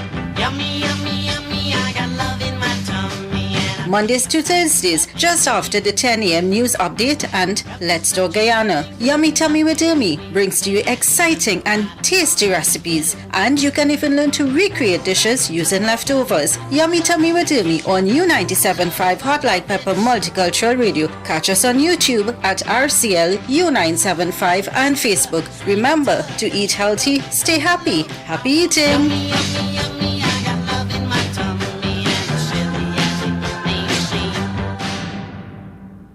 The following is a paid political announcement. The virus is spreading within our borders. But what can we do?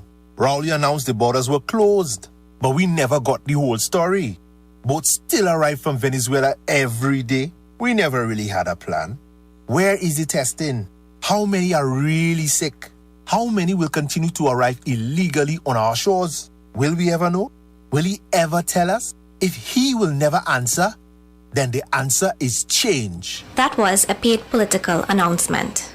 It's Decision Time 2020, U975. The election headquarters is inviting you to be part of our panel discussion on Monday, the 10th of August 2020. Join yours truly, Kenrick Jarganaut, Mukesh Baburam, and guest Nirvan Maharaj, President of the All Trinidad Workers Union, and former banker and economist Vates Uram, as we analyze the 2020 elections. The decision is yours. The discussions are with us. Join us election night on U975 FM Hot Like Pepper Multicultural Radio.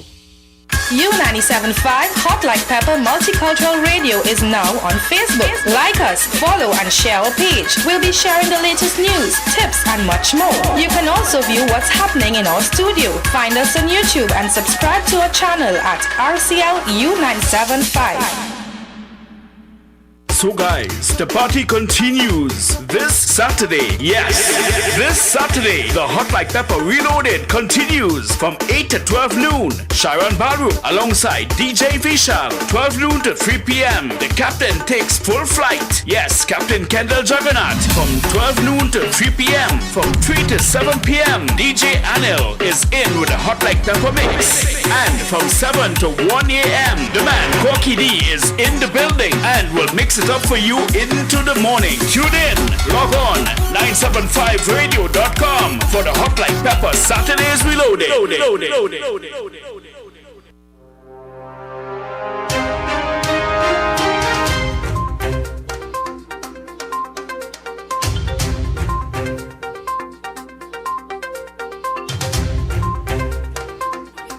Yes, indeed, and welcome back to 975 FM, Hot Like Pepper. We're pushing up to the hour of 9 o'clock. It's just about 26 minutes here to the hour of 9. Note that time check came to you to the kind courtesy of Mr. Rajendra Rampasad, who is the People's National Movement candidate for the constituency of Couva South. Yes, just about 4 or 5 days again for polling day. And note that on election night, which is on Monday, August 10th, us here at 97.5 will be engaging you in discussions as we analyze the election, the 2020 election. And joining us on the studio on that day would be Nirvan Maraj and, of course, Ved Sriram. This feature will be moderated by yours truly and, of course, Mukesh Baburam. So it should be in for a very insightful discussion indeed. So we are inviting you to be part of that exercise. It's only happening on one frequency, 975 FM, Hot Like Pepper. And note that on election day, a number of our operatives will be out in the field bringing you live updates as to what is happening on election day. So we'll be outside there bringing you capsules report from all over Trinidad. It's exciting times indeed. Exciting times. Election 2020, we describe ourselves as the election headquarters. Now, there's another matter which I want to raise here this morning. I spoke to you this morning about the chaos at licensing office, more so in San Fernando, where a number of people would have been claiming that they are not getting the necessary service or services that they want when they go to the licensing office, despite making appointments and what have you. And last night we heard that now senior citizens will have to make an appointment to access some of these services. I am saying to you, the people of Trinidad and Tobago, and more so to the decision makers, this is a matter which should be revisited in the sense because there are some senior citizens in this country who may not have access to, let's say, the technology to make the necessary appointment. So in the interim, what's next? What's the next step? So it's a matter which we will continue to look at. Also, too, I just got a note here on my desk where special needs children, yes, those who would have been at one time getting a disability grant, that is special needs children. My understanding is that this grouping of people have not received their grant since 2019. And I would imagine we are bordering close to the end of 2020. Of course, we are into the month of August. And claims have been made that this grant have not been given to this group of people. So over to you, the Ministry of Social Development. Maybe you can have one of your people share some information with us or publish some sort of information as it relates to this. Let's take a call on the line. Hello, good morning, and welcome to 97.5. All right, I'm sorry to miss your call. You need to call us back, 636-7547, 227-5739, and you can also WhatsApp us at 378-4975. Well, let's look at some other issues plaguing us in this country. Before I continue, note that today, just around midday, Prime Minister Dr. Keith Rowley will be hosting a press conference. No doubt he'll be addressing this issue, this burning issue in front of us, this challenging issue of COVID-19. 194 cases thus far. That's my information. So the Prime Minister will be addressing you on that matter. It is expected that more measures will be introduced, that is, to restrict movement and what have you. All well as the country, the government of the day, grapples with COVID-19. And yes, for the morning thus far, a number of people would have called and lending their thoughts to Ansel Roger and his pronouncement where he would have used the N-word, certainly unbecoming of one who is viewing himself as the leader of this country. Let's take another call on the line. Hello, good morning, and welcome to 97.5. Good morning to you. Hello, good morning, Kenrick. Good morning, dear. Vanessa from Saffield. Oh yeah, good morning, Vanessa. How are you this morning? Hear this. I heard you talk about the license office just now. Mm-hmm. Right. My problem is that I cannot get an appointment in August to renew my permit. And when is your permit expiring? It's on the 19th of this month, dear heart. Well, my understanding is that based on all the challenges that we are facing, and it's my understanding, I stand to be corrected, that these documents, they are still valid until the end of December. Well, hear what? Mm-hmm. What I call the license office in Carney, Mm-hmm. and they tell me the system is down right now, Mm-hmm. right? And it will come back up sometime next week. Mm-hmm. So the time slots will be available from next week. Mm-hmm. So for your listeners, you could tell them they could go back on the site to see if they get available appointment, likewise myself. Okay, tell me something, Vanessa. What was the situation like when you visited the licensing office? I didn't have no seating area. Mm-hmm. That's in Carney. Mm-hmm. And when I went, I had an appointment for the 3rd of August, right? Mm-hmm. At 10 o'clock. But so happened my appointment went to the first issue of a driver's permit, Mm-hmm. right? And I have to reapply back, right? And a lot of pensioners went for their medical and stuff like that, Mm-hmm. and they have to redo our appointment. They was just a walk-in to apply for the permit, right? It's just a walk-in, and now they have to reapply and make an appointment to do that, right? More frustration for people, eh? Yeah, and you have, if they started late, those who came for 8 o'clock went in at 8:15, and the 8:30 appointment went 15 minutes after. Mm-hmm. So that is how it is. So the appointments are not being kept on a timely basis. This is what you're saying. Yeah. No. And you're facing more frustration now because they're telling you the system down, and you have to you have to reapply.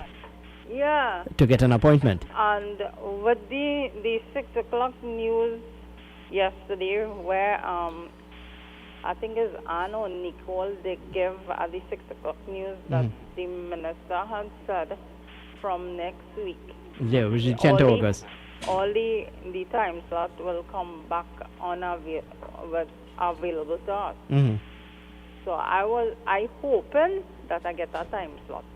Okay, Vanessa. Well, I hope everything works out with you. Now, I thank you very much.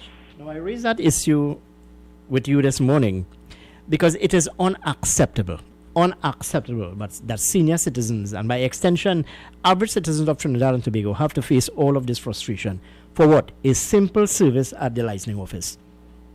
Hello, good morning, and welcome to 975. Good morning. Morning again, Kenrick. Good morning, Larry. The system in this country is so messed up. It is so messed up. And when you try to correct it, you're always in the same category. You have to be waiting in line. You're under frustration.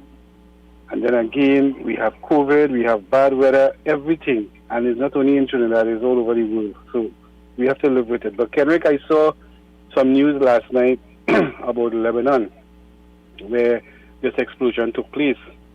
And according to some of the reports coming out of Lebanon, they have COVID-19 cases where the hospitals are overwhelmed with cases. And then this explosion took place with hundreds of people dying, and many, many people have been injured with serious casualties that caused a double whammy in that country. So we have to say thank God in our country, we are still in a better place than some other countries in the world. And we have to give God thanks and praise for that. So I'm watching some weather here in the Arima area, Kenrick. I am by one of my clients here in Arima. And I'm watching how the clouds are, and I'm studying the people in Greenville, where they're having a team going to investigate what caused that part of Greenville to flood. I wonder why they don't send those same team of people down South Trinidad to have some conversation with us to see how we can get our flooding problem resolved. So once again, Greenville people are getting some good benefits at this particular time, and people who live in the South, well, we have to paddle our way out of flooding, and we will have to live with that for a long time to come. And one of the things I saw, and I don't want to bash anybody for this, Kenrick, I saw on one of the United National Congress banners, they want to eliminate flooding, and I haven't heard anything. No, laugh. No, I have to laugh. I must laugh, Larry. Yeah, no, but wait. The campaign trail is on, Kenrick. And everybody in the UNC has been talking about the tit for tat, the tongue lashing, this and that. And up to now, I have not heard anything having a conversation on how their plan is to eradicate flooding in Trinidad and Tobago, not only in South, in Trinidad and Tobago. So you see, Kenrick. Well, you can't, let's say, have what you call a system or put measures in place to stop flooding. Flooding will continue. What you have to put in place is measures to mitigate. Proper maintenance. Yeah, to mitigate. Proper maintenance. And look, let me tell you again. Look, right, okay, 8 weeks ago, going in 9 weeks now, the river by me was clean. Right? It is due for a cleaning again, Kenrick. It is due for a cleaning again, and that is the problem we are facing. They will come and clean it once in every 9 years, and that's good. No, I had to laugh this morning because I tell you why. Part of the United National Congress policy is to keep the borders closed, but at the same time allow nationals to come into the country on a staggered basis. Same thing. No. Isn't that what is now happening, Larry? Derek, that is what the Ministry of Health is doing as we speak. That is taking place. I do not know what spin United National Congress is taking on it. They are doing exactly what it is the WHO had told them to do, right? Because I guess, and I think I know for a fact that the Ministry of Health and the CMO is working with guidelines from WHO, and they will not go beyond the guidelines set by that organization, right? But one of the things is now, where we are in our situation, is it that the WHO now will have to set a different type of guidelines for us to follow, where I am saying, if they are saying that people with a quarantine for 14 days and shows and too negative, and they allow them to come back out to the relevant communities now, and they are mingling with the rest of the public, the virus, novel virus, is still with them undetected in a big way. And other people now whose immune system may be weak, they are contracting it. Well, then maybe the scientists, WHO may say, well, look, listen, keep people in now for 25 to 30 days and then do back tests to see that if this could resolve in spreading of the virus more in your country. As I said before, Kenrick, yes, they are doing what they have to do. They are taking the scientists' advice, yes, but I will say this. I am alarmed and I'm amazed to see some of the things on billboards that is being put up in this country for this election time, because you have to wonder, these same billboards, if you drive around the country, Kenrick, and you take snapshot pictures and you keep it as a reference in your programs in months to come, you will have to remind these politicians what they had promised on the campaign trail when they get into office, because we all know silly season is around, Bacchanal is around. I saw a video, Kenrick, of a TNT truck pulling down a UNC banner, and then in the night time they put the same TNT truck and put up a PNM banner. All this Bacchanal, I enjoy it, but I'll say this, I cannot abide with some of the measures of the United National Congress team is putting in place for this election, because I was one of them saying, keep the borders closed, send the money to the relevant authorities abroad to help people afloat until such time. And these are measures that, we have the solutions on it, but they're not listening to us. They listen to themselves and say that, okay, people will abide with us. Not everybody will abide with decisions that a government make or opposition make, because sometimes when you sit and siphon it, you find things that is not right. Look, for example, I'm still waiting for a hard copy of the manifesto from all parties to keep with me to read, to understand what they have promised and what they are doing and what they're not doing, and I'm still waiting for that. All right, well, let's leave it there for the hour. Thank you very much for your thoughts with us here this morning. Folks, I need to take a commercial break, and when I come back, of course, we'll wrap up today's edition of the morning program, You Talk, 975 FM, Hot Like Pepper. Stay with us here. The party continues this Saturday. Yes, this Saturday, the Hot Like Pepper Reloaded continues from 8 to 12 noon. Sharon Baru alongside DJ Vishal, 12 noon to 3 p.m. The captain takes full flight. Yes, Captain Kendall Juggernaut from 12 noon to 3 p.m. From 3 to 7 p.m. DJ Anil is in with a Hot Like Pepper mix. And from 7 to 1 a.m. the man Corky D is in the building and will mix it up for you into the morning. Tune in, log on 975radio.com for the Hot Like Pepper Saturdays Reloaded.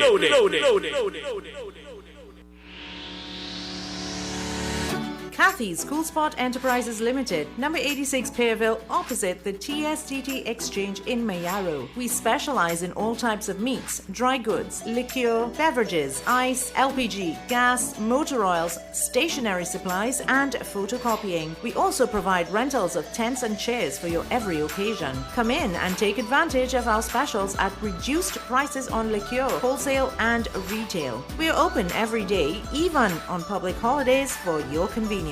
TT Post services are available here at Kathy's Cool Spot Enterprises Limited of number 86 Pearville, Mayaro, where our friendly staff will be happy to serve you.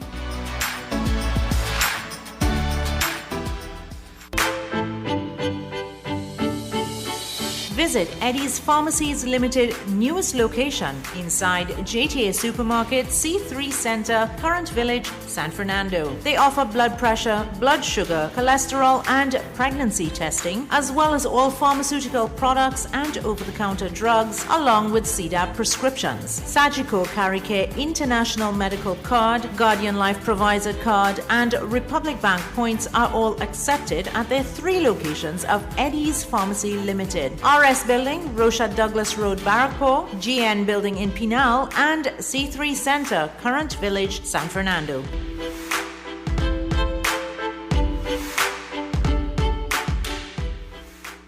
The following is a paid political announcement. Hello, I am Rajendra Rampersad, your PNM candidate for Couva South. I ask for your support to take Couva South into government and to improve the quality of life for all of us. I have specific plans to create jobs, develop our youths, improve agriculture, infrastructure, and security.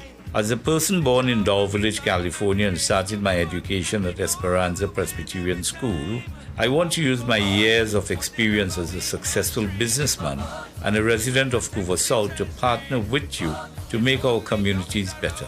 I have been listening to your complaints of non-representation in Couva South. It is time for a change. I ask for your vote on August the 10th